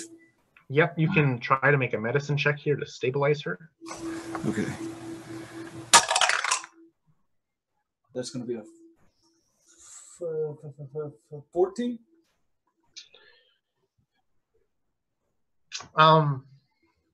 The DC is 15. So that is a failure. You're unable to get her to stabilize. You see her, just all of these wounds on her body. She's got snapped ribs. She's got an arm that's dislocated. Her face is battered and bloodied. Her wounds are terminal at this point. What about the vial of devil blood that she gave me? Just to give me any kind of bonus. It's worth a shot. It is. There are a few effects on the tiefling blood feeding table that offer grit points. Okay. And if you're memory going back to that awful lake underground before the primal was stolen from me. I'm again have a dying V next to me, and I'm like, no, stay with us, and I'm pouring this vial into her mouth, trying to shake her, trying to make her swallow it. What do I add to my... You get to add a D6 to your roll, because this is the vial you started off the game with. Okay. It'll just be a D6.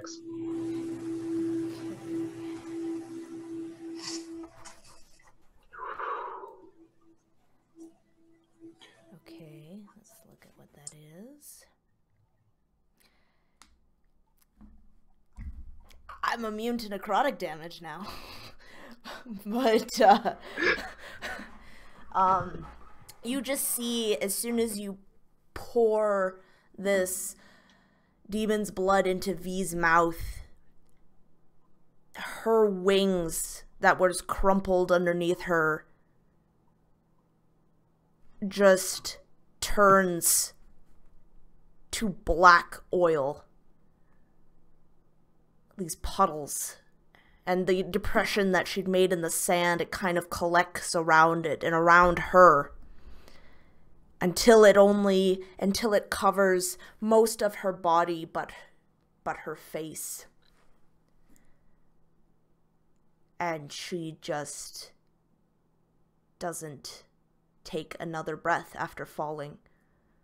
There's no last look. There's no monologue. There's nothing. She was alive 1 minute, and then she wasn't.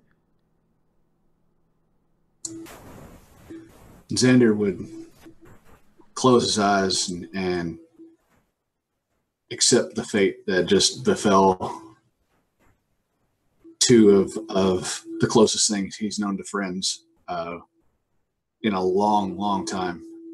I imagine you said that she just dissolves into like this oily substance, yeah? Her wings, yeah. Her wings did? Mm. I imagine as Xandar stands to walk towards Tally that that substance from her wings kind of like latches on to the darkness that is already propelling Xandar in this half-life that he finds himself in. And I trudge towards Tally.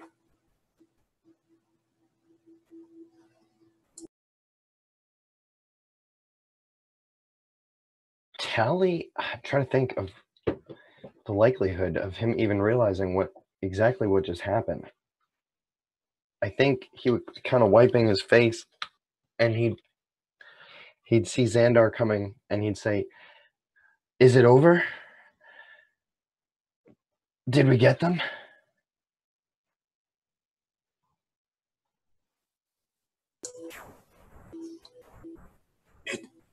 It seems that it's over for two of us.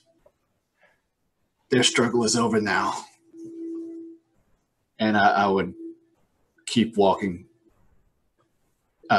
just right on past Tally. Just kind of mindlessly walking right now. Tally would like a moment would pass, and then he'd kind of fall to his knees and just shake his head. And what kind of monsters does this world spawn? What kind of hell is this?